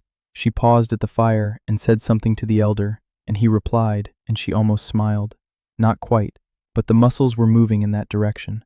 Children appeared, 3 of them, running, actually running, not the careful, conserving walk of starving children, but the pointless, joyful expenditure of energy that meant their bodies finally had calories to waste. One of them tripped and fell and got up laughing and kept running. Sungjae watched this and felt something shift inside his chest. Not happiness exactly, something quieter, the feeling of a mechanism engaging, a gear finding its slot. The thing he had been building was working, not because of him, because of them. He climbed down and went to find Harin. She was at the training ground. Of course she was. She was always at the training ground at dawn. But today she was not shooting, she was teaching. Jaeho and Bora stood at the line, and Harin walked behind them, correcting their form. Elbow down. Breathe. You are rushing the release. Wait for the space between beats. He stood at the edge of the clearing and watched her teach, and recognized something he had seen only a few times in his previous life. The moment when a student became a teacher. She was not imitating him. She had internalized the principles and was expressing them in her own voice, sharper than his, more direct, less patient, but effective. Bora released an arrow that hit center at 50 meters, and Harin nodded once without comment and moved to Jaeho. Exactly the way Sungjae did it. The nod, the silence, the refusal to praise what should be standard. She had learned that too. He did not interrupt. He turned and walked south. He had been planning this walk for weeks, into the Blackwood. Not deep, not to the mother, not yet, but to the place where the previous sniper had disappeared. The place where the rune on his rifle had been carved into ancient wood 70 years ago. He walked for 3 hours. The forest changed around him. The managed woodland near the villages gave way to old growth, trunks wider than houses, canopies so thick that the snow beneath was thin and patchy. The light was green and gray, and the silence was total. No birds, no wind in the branches, just the creak of old wood and his own breathing. The system pinged nothing. No targets, no threats, as if the creatures that filled these woods had pulled back from this particular area, leaving a corridor of silence that led deeper into the dark. He found the tree with the rune first, the same one he had seen months ago. He pressed his hand to the mark and felt nothing, cold bark, dead wood, but the rune was exact. Every line matched the one on his rifle stock. He kept walking, deeper. The trees grew larger, the spaces between them narrowed. And then he found it, a clearing, small, maybe 20 meters across. In the center was a stone, flat, roughly rectangular, knee-height. It looked like a natural formation, but the surface was too even. Someone had shaped it. On the stone lay a rifle, not his model, older, heavier, a bolt-action design that he recognized from military history manuals, Soviet, Mosin Nagant. The wood stock was rotted.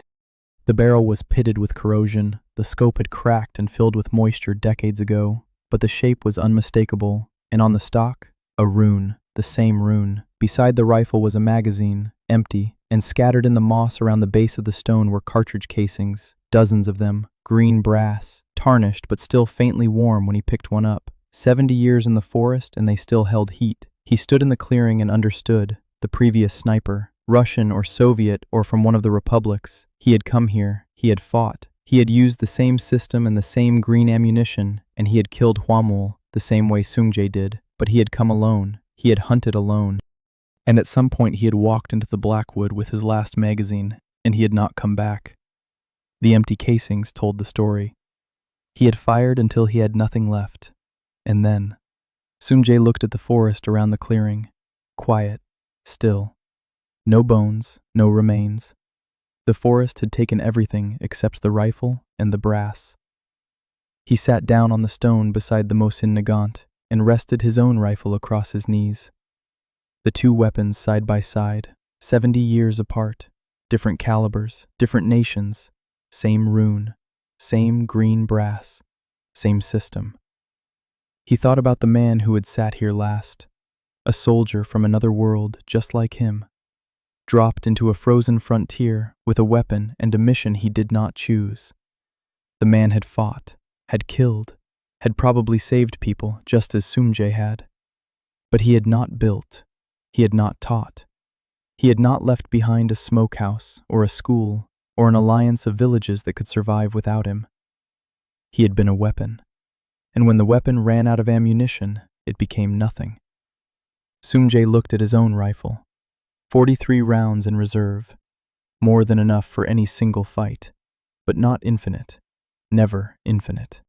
The system was generous, but it was not limitless. Someday the last round would be spent, and when that day came, the question would be the same one it had always been. What did you leave behind? He picked up one of the old green casings and put it in his pocket. Then he stood and walked back north. He did not look back at the clearing. The dead sniper had nothing left to teach him. The living students did. He reached Sonnet at dusk. The village was lit by firelight and the glow from the smokehouse vents. He could hear voices, not the tense, careful voices of starving people rationing every word. Real voices, conversation, argument, laughter. Someone was telling a story badly, and someone else was correcting them. Heron met him at the village edge. She said the council had met without him. She said they had voted on something. He asked what. She said they had voted on a name for the training school, the archery and fieldcraft program he had built over 8 months from nothing. They wanted a name for it so it could be a real institution, something that would outlast any single person. He asked what name they chose. She said they had argued for 2 hours. Someone suggested the Thunder School. Someone else suggested the Northern Wind Academy. Guan Taishik had proposed the School of the Patient Eye. Hejin had suggested something in formal court language that nobody could pronounce. In the end, they had voted for the simplest option, the Sonnet School of Hunting. No thunder, no drama, just the village name and what they did there. He nodded. Good name. Howden said there was one more thing. They had voted on a permanent instructor. Not him, her. She would run the school when he was not there. She would train the next generation of hunters. She would maintain the curriculum and the standards and the breathing exercises that every student learned before they ever touched a bow. He looked at her. She looked back. Her eyes were dry, and her jaw was set, and her hands were steady. She was not the desperate girl who had walked up to him 8 months ago and said she did not have time to be polite. She was an instructor, his instructor, the one who would carry it forward. He said yes. She nodded once. Then she said the thing she had been holding since dawn. She stepped forward and put her arms around him, brief, fierce, her forehead against his shoulder for maybe 10 seconds.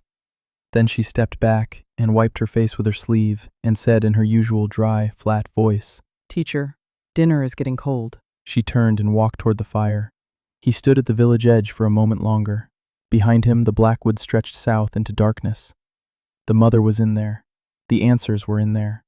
The future would eventually lead him back into those trees. But not tonight. Tonight, the smokehouse was full, and the school had a name, and his student had become a teacher. And somewhere in the village, a baby born in winter was sleeping warm for the first time in its life. He shouldered his rifle and walked into the fire.